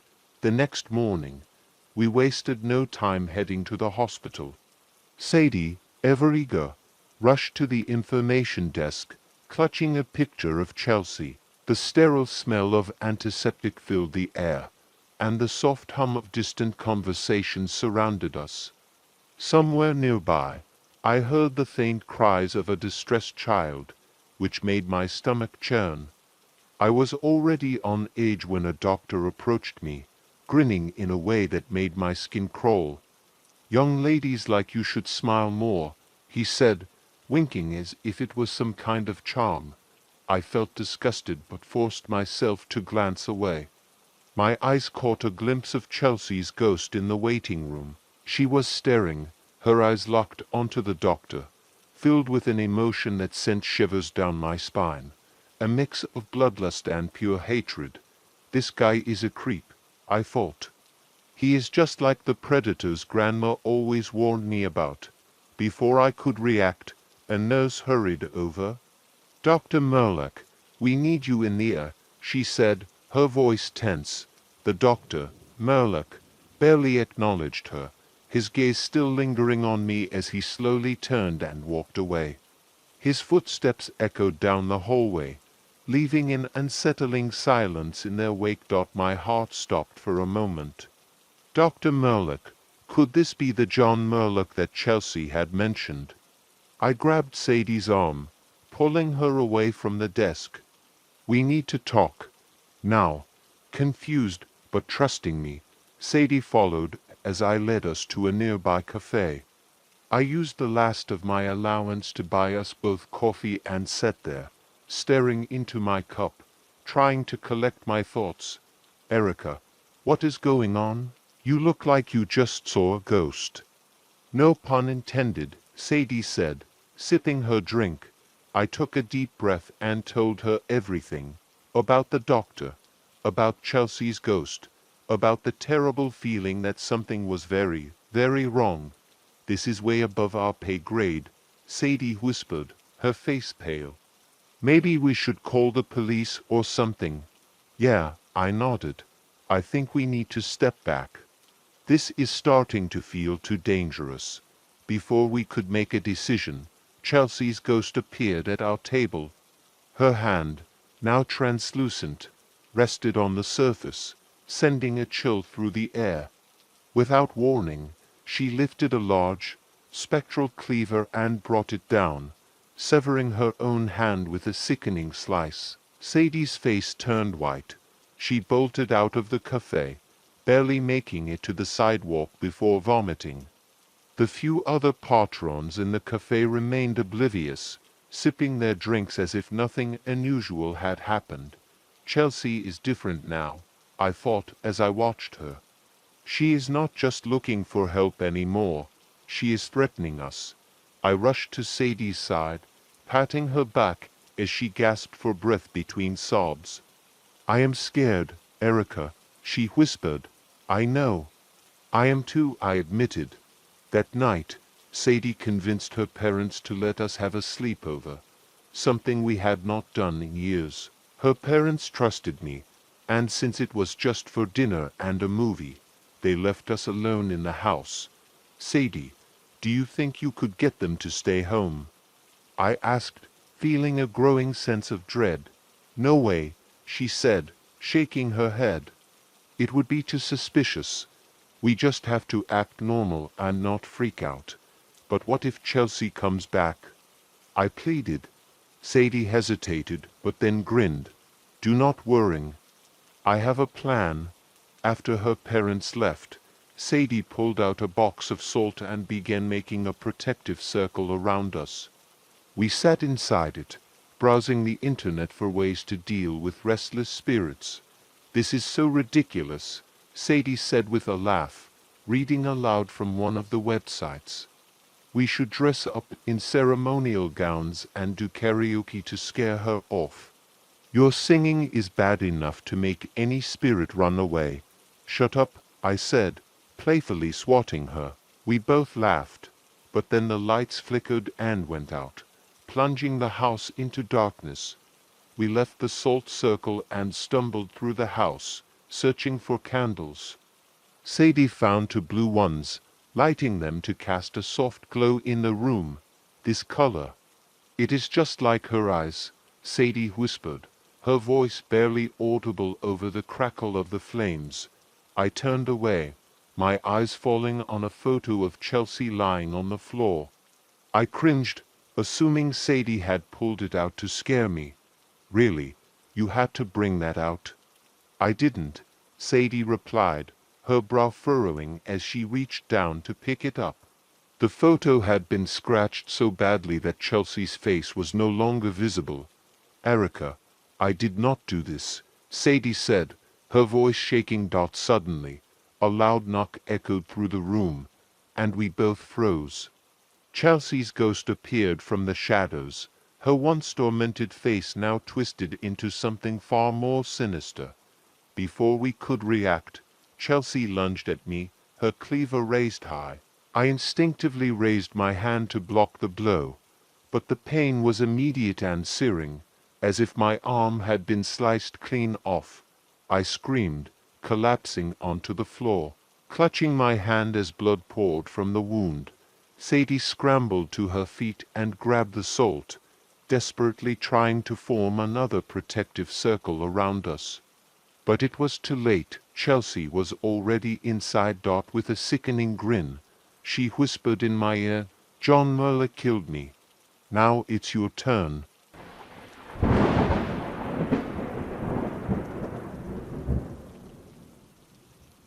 Weeks passed, and I felt myself unraveling. The whispers grew more insistent, the dreams more vivid. I'd find myself standing in front of that small door in the basement, its surface smooth and inviting despite the carved symbols. Each time I hesitated, the whispering would become a chorus, pleading and beckoning me. One evening, after a particularly exhausting day, I succumbed. I had to know what lay behind that door. I grabbed a screwdriver from the workbench, the metal cool against my palm, and approached the door with a mix of dread and determination. The lock resisted at first, but the old metal finally gave way with a sharp crack. The door creaked open, revealing a dark room that seemed to breathe. It was small and filled with shadows, the air thick with an ancient, musty odor that made me gag. I flipped on my phone's flashlight, its beam cutting through the darkness. What I found inside sent chills down my spine. The room was filled with remnants of old furniture, covered in dusty sheets. A child's bed sat in one corner, small and worn, with a ragged teddy bear resting on the pillow. My heart raced as I took in the sight. A part of me wanted to turn and flee, but the whispering had transformed into a soft, almost melodic hum, wrapping around me like a fog. I stepped inside, the floor creaking under my weight. There was a dresser against the wall, its mirror cracked, reflecting the room in distorted shapes.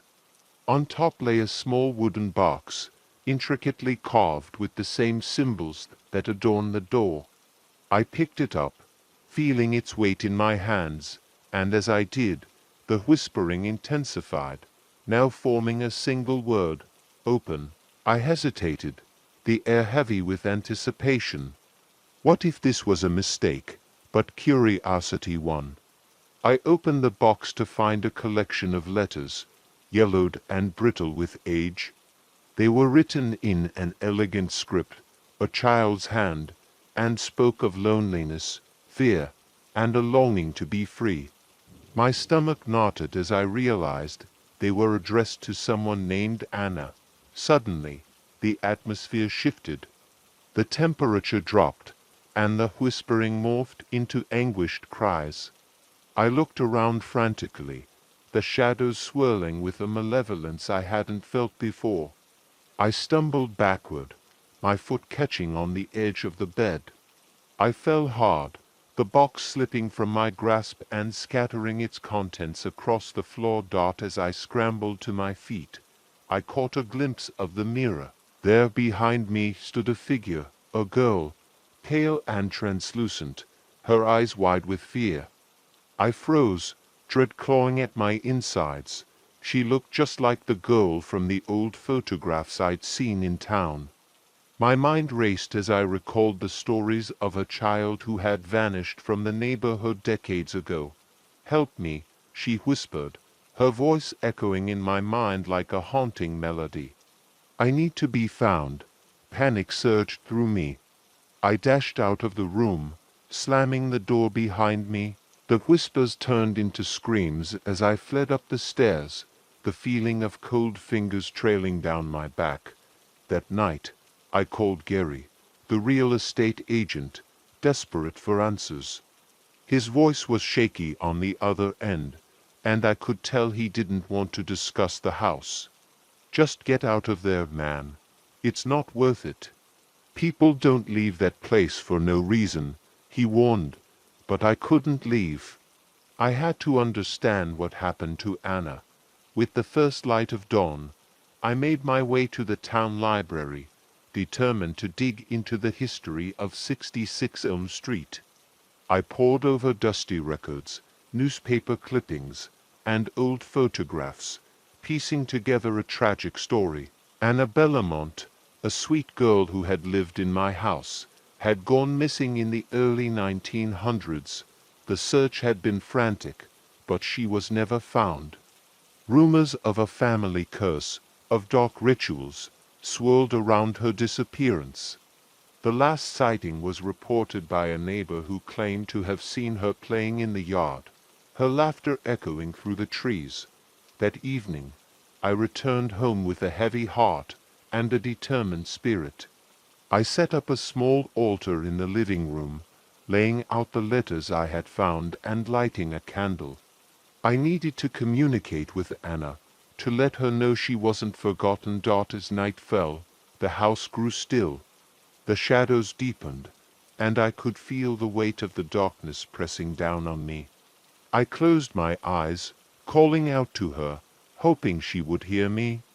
"Anna, I know you're here. I'm not afraid. I want to help you." The air shifted, the whispers rising and falling like waves. Then a soft voice cut through the darkness, clear as day. "Find me," it urged, filled with desperation. "Please find me." Suddenly, I remembered the small door in the basement, the one I had feared. Maybe it held the key to Anna's fate. With newfound resolve, I grabbed a flashlight and descended the stairs once more. I would face whatever awaited me behind that door. I couldn't let her down. As I reached the basement, the familiar musty odor hit me like a wave. I took a deep breath, my heart pounding in my chest, and opened the door again. The room was dark, but this time I was determined to uncover the truth. The shadows danced menacingly, and I felt the whispers swell around me, urging me forward. "Find me," they chanted, echoing Anna's plea. I scanned the room, searching for anything that might help me piece together what had happened. Then I noticed a loose floorboard in the corner, slightly raised. With trembling hands, I pried it open, revealing a small cavity beneath. My heart raced as I reached inside, fingers brushing against something cold and metallic. I pulled it out, and my breath hitched in my throat. It was a locket, intricately designed, the kind a child would treasure. I opened it, revealing a faded photograph of Anna as a young girl, her face beaming with joy. Suddenly, the whispers crescendoed into frantic cries, filling the room with an overwhelming sense of urgency. The shadows closed in around me, and I felt the weight of Anna's spirit pressing against me, her desperation palpable. "Help me," she cried, her voice breaking through the chaos.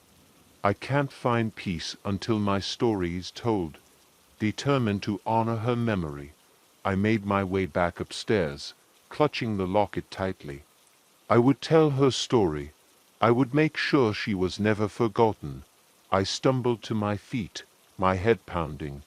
The house felt different now, alive in a way I couldn't explain.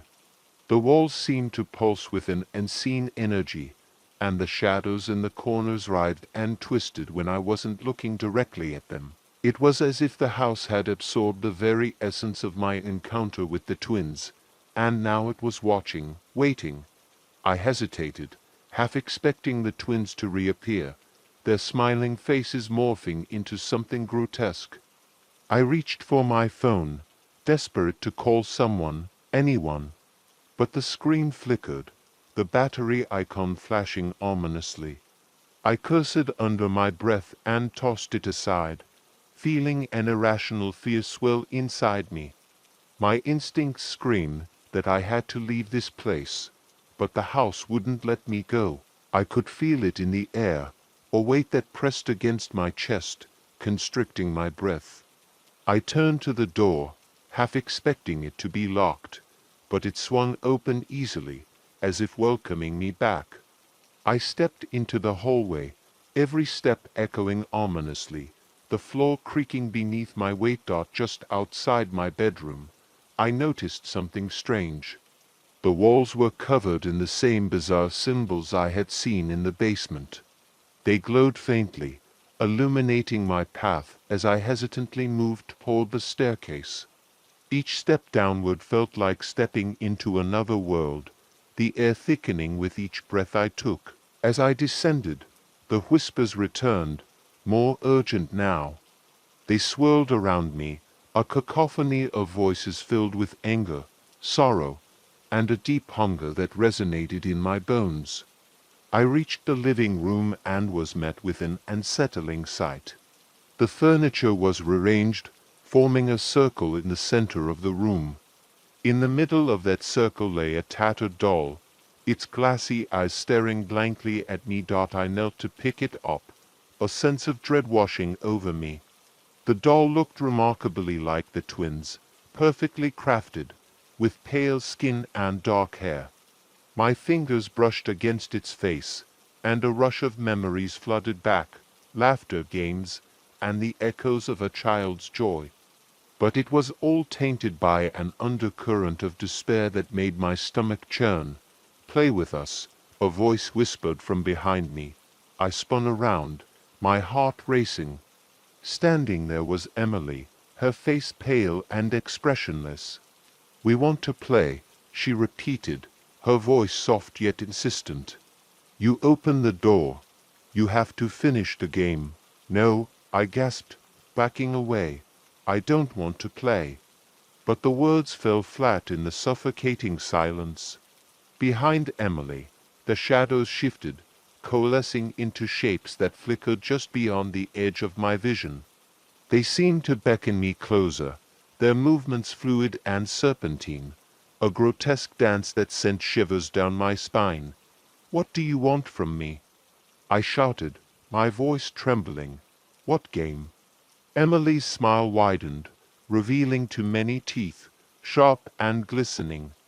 "You need to find us," she said, her tone syrupy sweet, dripping with malice. "We've been waiting for so long." Just like our parents, a chill ran through me as I recalled Mrs. Abernathy's words about the Carlsons. You're the twins," I stammered, realization dawning. "You're the ones who disappeared." "Yes," she cried, her voice rising in excitement. "But we can't leave until someone finds us. We can't leave without our toys." With a flick of her wrist, the room transformed. The walls shifted and writhed, the symbols glowing brighter, casting eerie shadows that twisted into grotesque figures. I felt the air grow colder, and in that moment I understood. I was in the middle of something far beyond my comprehension, something ancient and hungry. "Play with us," Emily repeated, her eyes narrowing, a flicker of darkness behind them. "Or you'll be like us, like you." I gasped, horror dawning. No, I refused to be part of this. In a burst of adrenaline, I turned and bolted for the front door. I could hear their laughter echoing behind me, a haunting melody that filled the air with despair. But as I reached for the handle, it slipped from my grasp. The door wouldn't budge. It was as if the house itself had locked me in. I stumbled back, frantically searching for another way out. My heart raced as I glanced around the living room. The windows were darkened, a thick fog pressing against the glass, obscuring the outside world. I felt the shadows closing in, creeping along the walls like hungry tendrils. Then I noticed something glinting in the corner of the room. It was the locket, the one I had found in the basement. Its intricate design shimmered with an unearthly light. I rushed to it, clutching it tightly as if it were a lifeline. "Help me!" I cried, the desperation spilling out. "Please, let me leave." The laughter grew louder, echoing in a manic symphony. Suddenly, the locket flared to life, the whispers transforming into a coherent chant. "Find the toys," they cried, "and you'll be free." Without thinking, I turned toward the basement. I had to uncover the toys, the key to my escape. The twins' laughter faded as I descended the stairs, and for the first time I felt a flicker of hope. Perhaps if I could find what they sought, I could break the hold this house had on me. The basement felt different now, the shadows retreating as I entered. I moved toward the small door, the whispers coaxing me forward. As I stepped through, the tunnel seemed to widen, leading me deeper into darkness. Once again, I found myself in the circular chamber. The book lay on the pedestal, its pages fluttering as if urging me to approach. But this time, I knew better. I had to resist its pull. Instead, I began searching the room, desperate to find the twins' lost toys. I rummaged through the debris, tossing aside old papers and remnants of a forgotten life. As I did, I stumbled upon a small trunk tucked away in a corner. My heart raced as I opened it, revealing a collection of toys, ragged dolls, broken cars, and stuffed animals that had seen better days. In that moment, the whispers grew frantic, urging me to bring the toys back. "Return them," they cried. "Finish the game." I gathered the toys, cradling them in my arms as I raced back through the passageway, my pulse quickening. I could feel the house tremble, the walls shifting as I approached the living room. When I entered, the atmosphere had changed. The shadows were restless, writhing like snakes, but the twins stood waiting, their expressions expectant. I laid the toys before them, my heart pounding. "Are these yours?" I asked, my voice barely above a whisper. Michael's eyes sparkled with delight. "Yes, thank you," he exclaimed, his smile genuine, for the moment, dispelling the darkness around us. "Now we can play." The room filled with an otherworldly light as the toys began to glow, illuminating the faces of the twins. For a brief moment, I thought I could see their true forms, bright, innocent children, devoid of the hunger that had haunted me since I first laid eyes on them. "Now you can go," Emily said, her voice softening. "You helped us. Thank you for playing." I turned toward the door, trembling with fear and hope. "So I can leave?" "Yes," they chorused, their voices ringing like bells. "You're free." As I stepped toward the door, the air shifted, the oppressive weight lifting. The sunlight flooded in as the door swung open. I stumbled outside, gasping for breath, the warmth of the sun washing over me.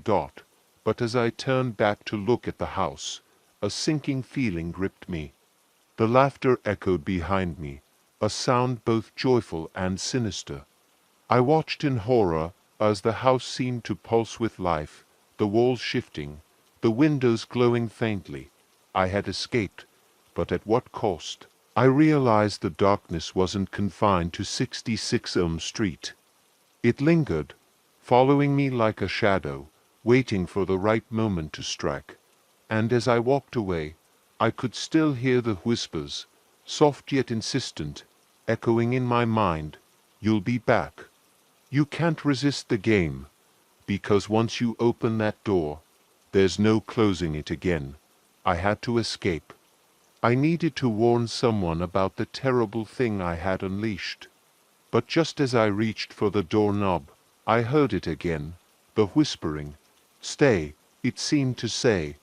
Stay with us. Play with us. I yanked the door open and raced down the stairs, taking them two at a time. But when I reached the bottom, I found myself back in my bedroom. Confused, I tried again and again. Each time, I ended up right back where I started. The house wouldn't let me leave.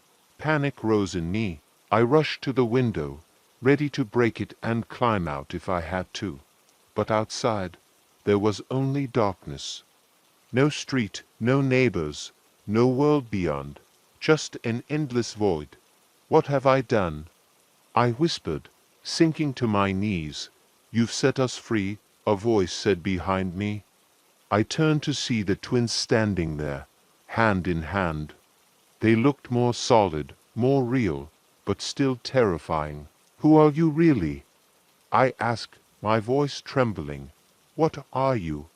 Emily, or the thing that looked like her, tilted her head. We are the forgotten, she said, the lost, the abandoned. We are what lies between worlds, Michael added. And now, thanks to you, we have a foothold in yours. I shook my head, trying to deny what I was seeing. But the real Michael and Emily, the Carlson twins, what happened to them? The twins exchanged a look, as if communicating silently. Then they turned back to me, their eyes glowing eerily. We are them, Emily said. Or what's left of them? Michael nodded. Blackwood's ritual opened the door, just a crack. Enough for us to slip through, to take these forms. But we couldn't fully manifest, couldn't interact with your world. Until now, Emily finished, her smile revealing teeth that seemed too sharp. I backed away, my mind racing. What are you going to do? Their laughter sounded like breaking glass. We're going to play, they said together.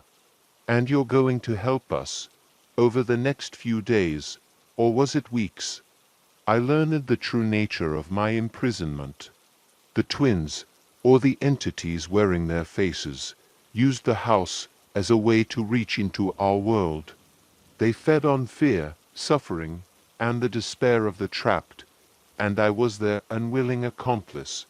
They forced me to lure others into the house. Delivery drivers, mail carriers, curious neighbors, anyone who came to the door became prey. I tried to warn them, to tell them to run, but the twins' power over me was absolute. My mouth spoke welcoming words, even as my eyes bade them to flee. Each victim faced personalized torment, their deepest fears and worst memories brought to life in horrifying detail. I was forced to watch and participate, my own anguish fueling the twins' power. The house grew with each new victim, adding impossible rooms and strange shapes. Staircases led nowhere and everywhere at once. Doors opened onto scenes of past tragedies or future horrors. And always there were the whispers. I tried to resist, searching for Blackwood's book, hoping to find a way to close the door I had opened. But it was nowhere to be found. As time passed, I began to change. My reflection in the mirrors, which now seemed to hang on every wall, grew gaunt and pale. My eyes sunk into dark hollows, and my hair turned white. I was becoming like them, a shadow of a person, sustained by the house's dark energy. But a part of me, buried deep beneath layers of horror and guilt, refused to give up. There had to be a way to stop this, to save myself and all the poor souls trapped in this nightmare. My chance came, though I hesitate to call it that, when the twins decided to expand their reach. They no longer wanted random victims. They wanted someone specific, someone connected to the house's history. Bring us the last Carlson, they commanded. Bring us our mother. I recoiled in horror. Sarah Carlson, but she's in an asylum. She's an old woman now. You can't. We can, Michael interrupted. And we will. You'll make it happen. They forced me to write a letter, my hand moving against my will.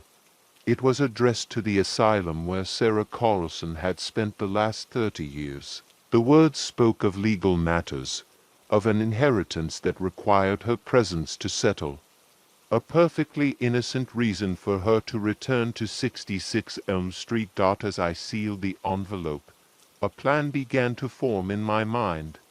It was dangerous, perhaps even futile, but it was my only chance. The days that followed were tense with anticipation. The twins were giddy with excitement, their dark energy filling the house with electric tension. They spoke of grand plans, using Sarah to complete a ritual that would open the door wider, allowing more of their kind to cross over. I bided my time, pretending to be fully under their control while secretly preparing as best I could. I didn't know if Sarah would remember the truth about the house, about what had happened to her children. The twins positioned me by the front door, ready to greet their long-lost mother with a false normalcy. When the doorbell rang, it sounded like a death knell. I opened the door to find a frail, white-haired woman standing on the porch. Her eyes were cloudy with cataracts, but there was a sharpness behind them, a hint of the person she had once been. "Mrs. Carlson," I said, the twins' power forcing warmth into my voice. "Thank you for coming. Please come in." Sarah hesitated at the threshold, her tired eyes darting around as if she were seeing things I couldn't. For a moment, I dared to hope she would turn and run. But then she took a deep breath and stepped inside. The door slammed shut behind her with a finality that chilled me. "My babies," Sarah whispered, her gaze fixed on something behind me. "My sweet babies."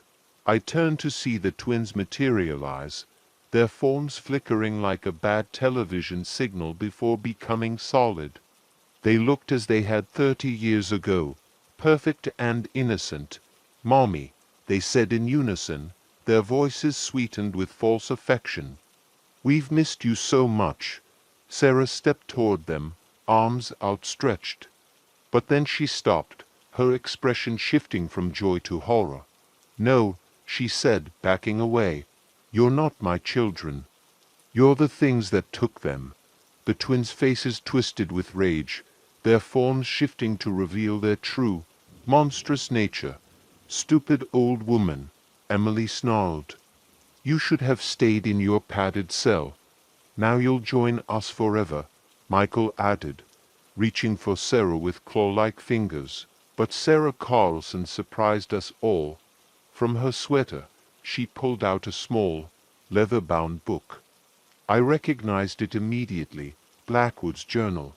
"I've waited 30 years for this moment," Sarah said, her voice stronger than I expected. 30 years to set things right. She began to read from the book, her words mirroring the incantation I had spoken long ago. But where that ritual opened the door, this one seemed to be closing it. The twins howled in fury and pain, their forms becoming insubstantial. The house began to shake, plaster raining down from the ceiling. "No!" The twins screamed, "You can't send us back." But Sarah kept reading, her voice growing louder with each word. I felt a tugging sensation, as if reality was being rewoven around us. In desperation, the twins lunged at Sarah. Without thinking, I threw myself between them, feeling their cold, ghostly forms pass through me.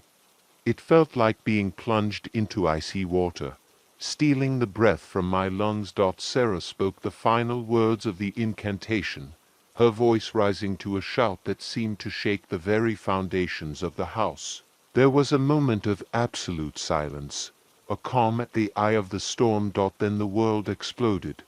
I was thrown backward, my head cracking against the wall. Through blurred vision, I saw the twins dissolve into mist, their screams fading into nothing. The walls of the house rippled and warped, folding in on themselves like a collapsing house of cards. And then, darkness. When I came to, I was lying on the front lawn of 66 Elm Street.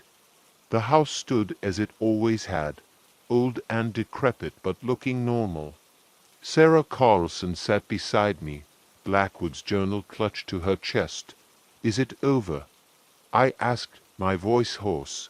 Sarah nodded, her eyes filled with a mix of relief and sorrow. "The door is closed," she said. "They can't come through again." I struggled to sit up, wincing at the pain in my head. "How did you know? How did you find the book?" "I never forgot," Sarah said softly. "Not really.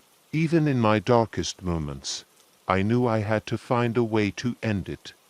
When your letter came, I knew it was time." We sat in silence for a long moment, watching as the first rays of dawn painted the sky. The nightmare was over, but the cost had been high. "I'm sorry," I said, tears pricking my eyes. "I didn't mean for any of this to happen." Sarah reached out and squeezed my hand. "We all have our demons to face," she replied. "But now we can move forward." As the sun rose over 66 Elm Street, I knew it would take time to heal. But with Sarah by my side, maybe, just maybe, I could find my way back to the person I used to be.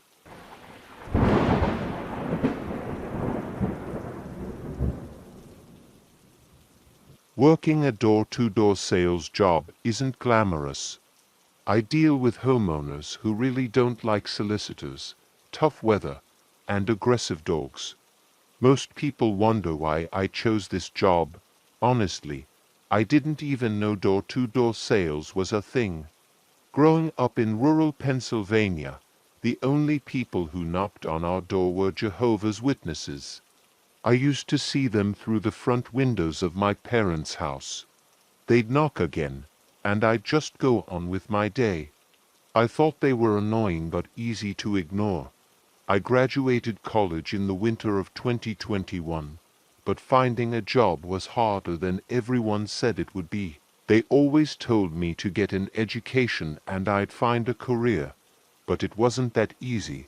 That said, I do love my job. I enjoy my coworkers and the nice customers who make it worthwhile.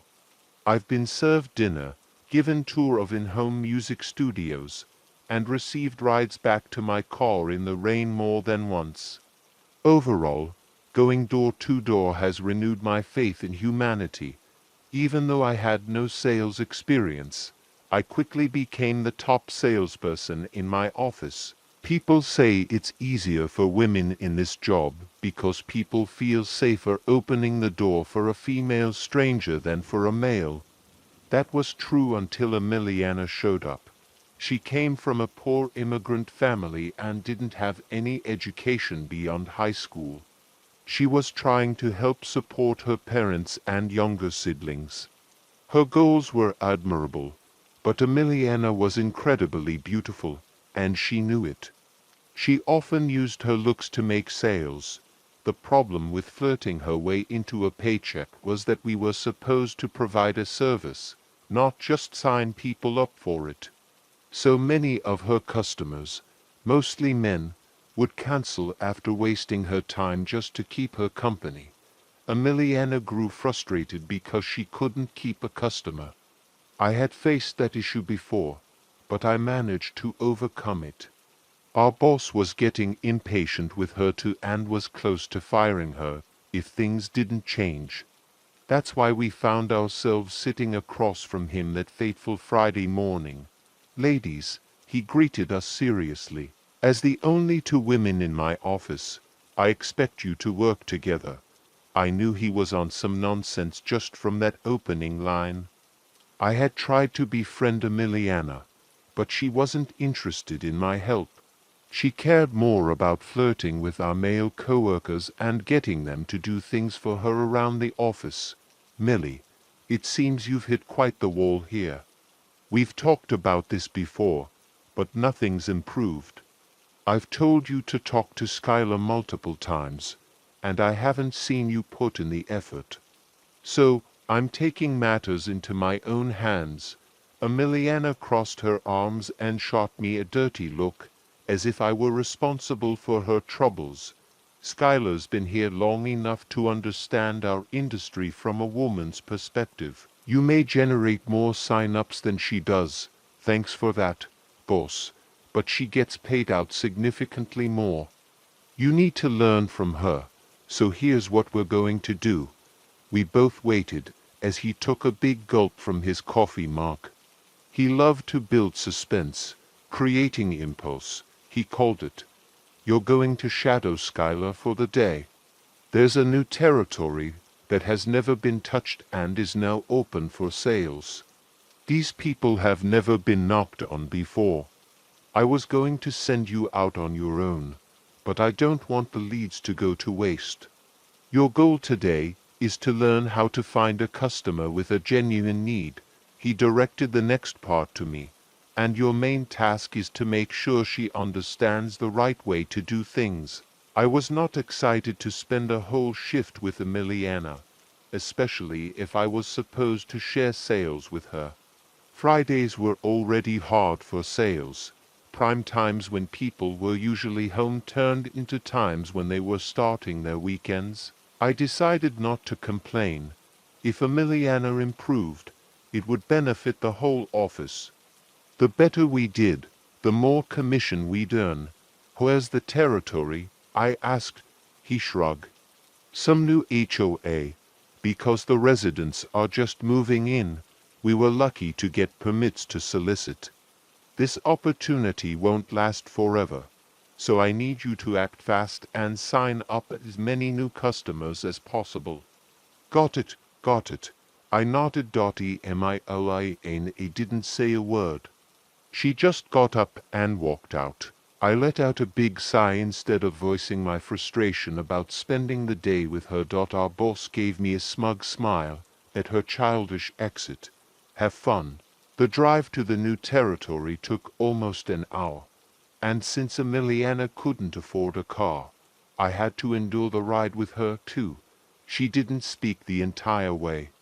Instead, she made faces at my music, picked at her nail polish, and checked her reflection in the sun visor mirror. The HOA plan was exactly the kind of place I dreaded. Cookie-cutter homes that all looked the same and cost too much for having neighbors so close. I knew the financial demographics well. These were people who spent $500,000 on a house and felt superior to everyone else, especially those of us who knocked on doors for a living. I found a discreet parking spot, one that wouldn't block the road or a driveway, and started gathering my supplies for the day. Water, notepaper, writing tools, and some protein bars. Emiliana just smeared sticky lip gloss on her lips and fixed her hair before getting out of the car. This is so cute, she gushed as we walked toward the first lead. It was the first time she spoke since we left the office. The homes are nice, I replied, trying to keep it positive. The first few hours went as I expected. Housewives who didn't pay bills, elderly couples who resisted change, and a few condescending decision-makers who made snarky comments about our job. A couple even handed us business cards, suggesting we'd earn more working for their companies. These people are mean. Emiliana pouted. As we stopped in the shade for some water. I offered her a protein bar, and she took it without saying thank you. After checking the nutrition facts, she handed it back with a look like I had tried to poison her. For someone who grew up with very little, she certainly expected a lot. As the sun began to set, we reached the end of our leads and our shift. We managed to secure only 2 sign-ups. One was a wealthy, single man who stared at Emiliana a little too long, and the other was a kind middle-aged couple who offered us cold Gatorades. Just as I was about to call it a day, my phone buzzed with a text from our boss. Only to sales in an unworked territory. You better put some overtime in. I read the text to Emiliana, who was shocked. We've practically talked to everyone here. There's no one left. Just then, we turned onto a sidewalk with a view of a large field, and in the distance, we spotted another housing community with at least 100 homes. I checked the map that came with my leads and saw that this community wasn't even listed. No street names, just an open field. Weird, I said. It's not on our list. The satellite must not be updated yet. Maybe no one lives there, Emiliana suggested. From where we stood, we could see cars in driveways and lights on in the homes, signs of life. Wouldn't hurt to give it a shot. I shrugged and started toward the community. We weren't supposed to work off our leads, but since our boss wanted us to put in overtime, we were going to do it on our terms. The entrance to the community was marked by tall stone pillars and a sign that read, Les Observateurs. Having studied French in high school and college, I felt a prickling sensation at the back of my neck as I mentally translated the words. I rationalized that the community did have an unobstructed view across the adjacent field, and the stars were quite clear out here. We made our way to the first door on our right, and Emiliana knocked before cheerfully exclaiming, "Hey there." The door swung open almost immediately, startling both of us. A middle-aged woman stood there, beaming at us with a huge, toothy smile. Behind her, a young man stared blankly at us. We both smiled and waved, ready to start our pitch. "Hello, miss," Emiliana began. "I'm Millie, and this is Sky. We're here today on behalf of. Would you ladies like to come in?" The woman interrupted, her smile unwavering. Now, both Emiliana and I had been invited inside many times during our careers. Entering a prospect's home was strictly against compliance for both their safety and ours, but I couldn't deny I'd broken that rule before. If I knew I was going to close a deal and they wanted to finalize things at their dining room table, I rarely turned down the invitation. This, however, felt way too premature. I had never encountered someone inviting me into their home immediately upon answering the door. I couldn't speak for Emiliana, but this level of hospitality usually came much later in the sales process. Plus, the motionless man behind her was giving me the creeps. Maybe Emiliana sensed something too, because her response faltered, and she stumbled over her next words before stopping altogether. "I'm sorry, miss," I interjected. "We aren't allowed to enter the customer's home." The woman's face darkened, and she promptly slammed the door in our faces. We were used to rejection, but the force of the slam made us both jump. "That was bizarre," I said as we moved on to the next house. "We should have just gone inside," Emiliana said, her tone accusatory. She was just being nice. Nice doesn't pay the bills, I reminded her.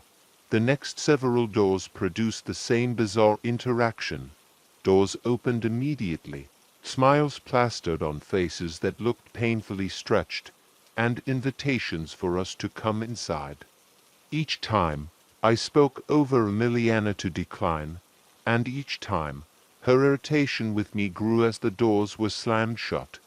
What struck me as the strangest part was that in most of these houses, we could see another person inside, whether at the door or through a window. They just stood there, watching us without engaging. "We're never going to make a sale at this rate," Emiliana snapped during our walk between houses. "These people are strange," I finally admitted, letting some of my frustration slip out. Different communities have different cultures. Everyone seems friendly here. We should take advantage of that. People feel more comfortable inside. It makes closing the sale easier, she countered. While there was some truth to what she said, I still wasn't convinced. As we approached the next door, my phone rang. I stepped back onto the sidewalk as Emiliana knocked and checked the caller ID. It was our boss. I groaned before answering and pressed the phone to my ear. "Where the hell are you?" he hissed before I could even say hello. Where you sent us?" I replied. "No, I'm looking at your tablet's GPS, and it looks like you're wandering around some field." "Don't bullshit me, Skylar. There's another community out here that wasn't on the map. It must be brand new. We're trying our luck with the residents now." He was silent for a moment. "All right, sounds good, but I expect to see some results." He hung up abruptly, and I turned to see Emiliana already pitching to a young couple. To my horror, I'd missed the moment when they invited us inside, and Emiliana was happily accepting. She turned to me with a smirk before marching toward the entryway, where the couple stepped aside to let her in. I felt frozen in place, as if something deep inside me was screaming that this was a terrible idea. "Aren't you coming?" Emiliana called from the doorway, her annoyance barely masked by her customer service voice. I had half a mind to tell Emiliana that I would wait for her outside, but guilt gnawed at me for considering leaving her to face the consequences alone. I should have just told her no and suggested we leave, but instead, I forced myself to walk over to her. As soon as the door shut behind us, my heart sank. A glimpse of the interior told me I'd made a grave mistake. The layout was nonsensical. Where we had entered looked like a bedroom. There was a bed, 2 wardrobes, and a floor-length mirror. Even weirder, the carpeted area abruptly connected to a tile floor that led into an open bathroom, complete with a shower, toilet, and sink. "This is so cool," Emiliana exclaimed, her tone free of suspicion. "It's a work in progress," the man replied, his creepy, toothy smile unwavering. "Do you guys have a dining room or something?" I blurted out, not caring if it sounded rude. "Yes, upstairs," he answered, motioning toward the stairs. Instant regret washed over me as he gestured. The woman started up the stairs first, her smile so wide that I could see all her gums. I realized then that she hadn't spoken a word. She had just been standing there, watching. Emiliana followed behind her, and the man stood to my right, slightly behind me, smiling expectantly. I did not want to ascend to the second level of this home. Even under normal circumstances, I avoided going to customers' upper levels like the plague. It's too far from the exit if something goes wrong. I instinctively reached for my phone in my pocket.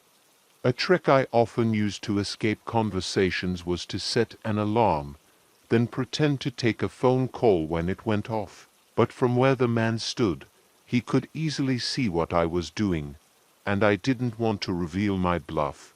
"Follow me," the man suggested. I briefly considered telling him no, bolting outside, and dragging Emiliana with me. But something in me knew we had a better chance together.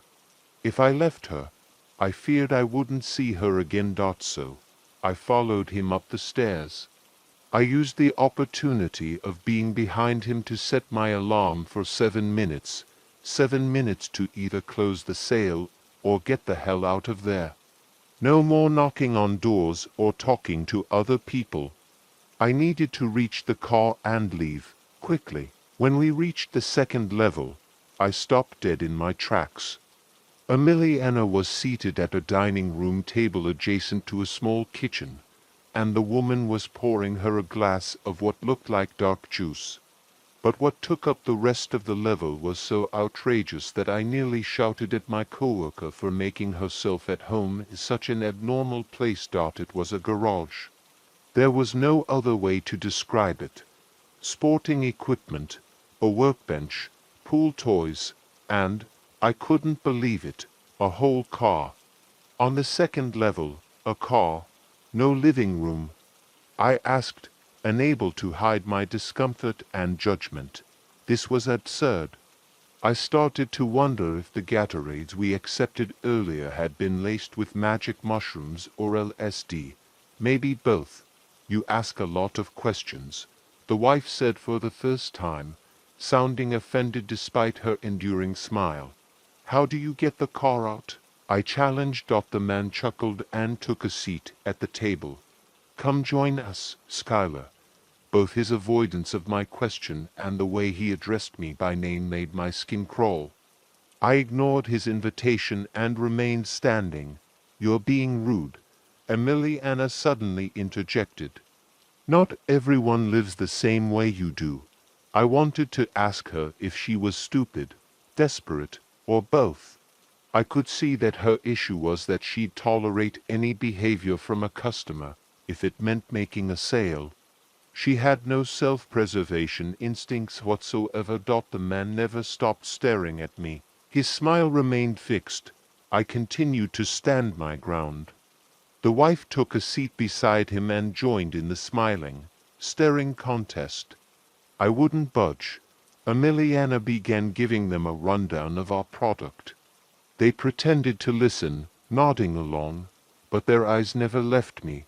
Whatever their intentions were, I felt they perceived me as a threat. When Emiliana finished her pitch, the woman finally looked at her, tilted her head like a confused animal, and asked, "What's Wi-Fi?" In this day and age, a woman who appeared to be in her early 30s shouldn't be asking such a question. Suddenly, I realized I hadn't seen any electronics in their home. No TVs, no computers, not even a cell phone. That realization unnerved me more than anything else. They could arrange their home however inconveniently they wanted. But why had they disconnected themselves from the outside world? Not only could they not reach out, but no one could check in. Emiliana seemed taken aback by the question. I didn't give her a chance to respond or realize that there was no sale to be made here. I was done playing along. All right, let's go, Emiliana. They've got no use for what we're offering. Emiliana didn't respond. She didn't even look at me, as if she were frozen at the table. The wife continued to stare at her, head tilted, smiling into oblivion. But the man remained focused on me. I didn't want to take my eyes off him, but eventually, my gaze shifted to Emiliana's hand clutching her glass of juice, which was nearly empty. My heart raced, and a cold sweat broke out across my skin. What the hell had they given her? Do you ever stop smiling? I snapped at the man. Smiling is nice, isn't it? He replied slowly, deliberately. It's inviting, inviting. The word echoed in my mind. All the smiling oddities who had answered doors before them flashed before my eyes. They hadn't slammed doors in rejection. They had done it because we had rejected what they truly wanted. Then, my phone alarm went off. I pulled it from my pocket with trembling hands, pretending to answer a call while the man watched me. "Yeah, sorry, it's late. We'll wrap it up," I said into thin air. I tucked the phone back into my pocket and cleared my throat. "Emiliana," I tried again. "We have to go." She remained seated, unresponsive. I crossed the room and shook her shoulder. "Let's go," I demanded. "No," the woman suddenly shouted, slamming her hands on the table. Her smile vanished in an instant. A quick glance at the man revealed that his grin had faded too. "We never get anyone to come in." The wife continued her outburst. "Everyone else makes it look so easy. We just want to learn. Let us watch her." I stood, my hand still shaking on Emiliana's shoulder. I wouldn't let her go. The wife looked close to tears. The husband stood up from the table, and I almost wished he'd smile again. His scowl was now so deep that his whole face wrinkled. "You're being incredibly rude," he scolded. "Bad things happen to poor house guests in this neighborhood. We're not your guests." I shouted back. I resumed shaking Emiliana, but she wouldn't budge. I moved around her to check her vitals. Her eyes were wide open, but her face was blank. She was awake but not aware, just like the people we had seen inside the other homes. "What the hell did you give her?" I demanded. "Would you like some?" the man asked, his tone casual. "It'll make everything easier." I didn't respond. I needed to leave immediately. With one last desperate effort, I hoisted Emiliana by her armpits, making her stand from the table. She was stable on her feet, but still unresponsive. I pulled her hand, and she started to follow me but stumbled over her steps. I pulled harder, but the woman rushed from the table and wrapped her arms around Emiliana's shoulders, sobbing and stroking her hair. "Please don't take her," she begged. "Please, we've waited so long." "It's our turn." The man stood back, watching the scene unfold, his expression daring me to deny the woman what she wanted. "Get the solution," he directed, his words aimed at the woman. "She's not going to come willingly." The woman whimpered and looked back at the man. I could tell she didn't want to let go of Emiliana. He nodded his head in the direction of the fridge, and she reluctantly complied.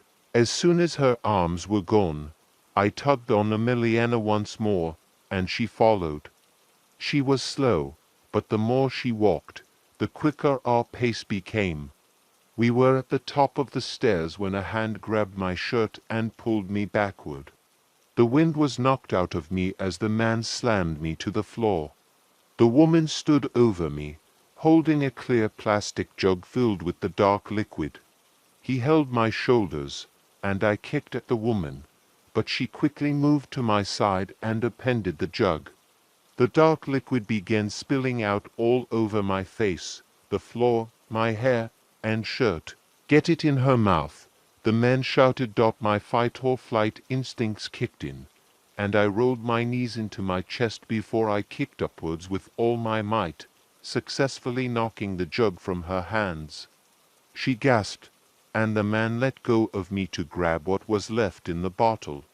I rushed to my feet and spit and blew the contents from my nose and mouth. I wiped my eyes and searched for Emiliana. She was where I left her, dazed and unmoving. I took my chances and grabbed her upper arm, dragging her down the stairs behind me. The man and the woman were on our tail, but I made it to the door before they could stop us. I threw it open and pulled Emiliana with me into the night.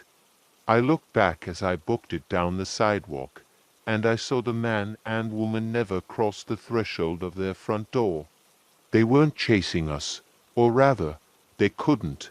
As we made our way back to the entrance, doors flew open to watch us. None of the residents left their spot, but they glared at us in the night.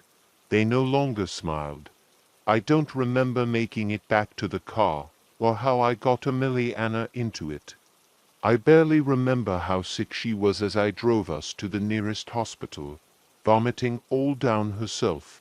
I know that I ran in and screamed for help, and answered a million questions as they loaded her onto a stretcher. I babbled off the tale of our night, and they asked me how much of the solution I'd ingested. I said I didn't know, and soon I was admitted too. I woke the next morning in a hospital bed and gown, and a nurse told me I had a few moments to myself before I had to speak with a couple of police officers. She told me our boss was there too, demanding to know if we were safe. I asked about Emiliana, but she wouldn't answer me. When the police officers came in, they asked me to reiterate the events from the night before. I told them everything.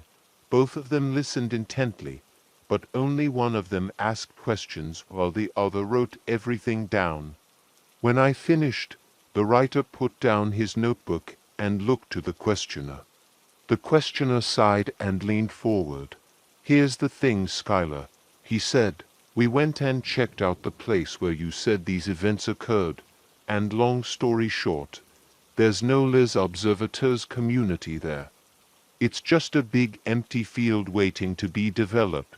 My mouth went dry as I tried to process what he was saying. That was impossible. I was there. I saw it. Emiliana saw it too. Ask Emiliana, I sputtered. She was there. The officer made a grim expression and glanced over at his partner. The partner slightly shook his head, but I still noticed it. Emiliana isn't stable enough for questioning yet, he said gently, but we'll talk to her as soon as we can. The officers wished me a speedy recovery and left the room. There was a knock at the door, and I expected to see my boss, but it was the nurse again. I once more tried to get information about Emiliana, but she simply shook her head. I can't reveal another patient's information to someone who isn't next of kin, but I can tell you what we know about what happened to you. We tested your blood and urine to see exactly what it was you were forced to drink, and, well, we've never seen anything like it. What do you mean? The results were inconclusive. There was only one element that our systems could identify. She trailed off. Well, what was it? Formaldehyde. My stomach turned sick. The stuff they put in dead people. It is a preservative that's used by morticians, yes, but it's mostly found in hardware appliances or household products. Even in some foods. I could tell she was trying to placate me, but I knew the latter examples had nothing to do with why it was in that drink. Okay, but it's used in funeral homes to keep bodies from decaying so they can be viewed, right? I continued. She nodded her head solemnly, and I knew she knew as well as I did that that was the intention of our attackers. To preserve us. I thought back to the blank faces of the others in the homes at Les Observateurs, the lack of emotion and awareness. And then I remembered the hysterics of the woman. The way she demanded to keep Emiliana, to watch her, to view her. My boss came barreling into the room. Then, ignoring the protests of my nurse, "Thank God you're alive," he breathed out. And in that moment, I said something I never thought I would. I quit. Emiliana never fully recovered. She was able to use her motor skills as she pleased, but she never spoke unless spoken to.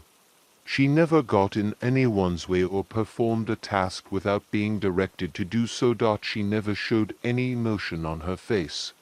Her family told me the hospital did expansive research on her condition, but the test results never showed any known substance besides the same as mine. Formaldehyde. Despite not getting along with her previously to our horrid shared experience, I felt an unbreakable bond with her after that night. She was no longer able to work in door-to-door sales, but she was brought on as part of an inclusivity program at a local grocery and retail store. And from what I heard, she was great at her job because she always followed instructions. I spent a lot of time visiting her and her family after she was discharged, and with the stable income from my new position, I helped them out financially wherever I could. Looking back on that night, one thing that always stumped me was why Emiliana was so susceptible to the couple's urgings. Sure, she'd chosen to drink a full glass of their so-called solution, but she never questioned anything before that. She made herself right at home from the jump. Even complimented the confused setup of the house, as if it were normal, where I was able to keep my wits about me the whole evening. Hers seemed to leave as soon as we stepped across the threshold of the doorway. The only conclusion I can make is this: I never wanted to enter the home. I only went inside after Emiliana asked me to. But Emiliana, she accepted the invitation.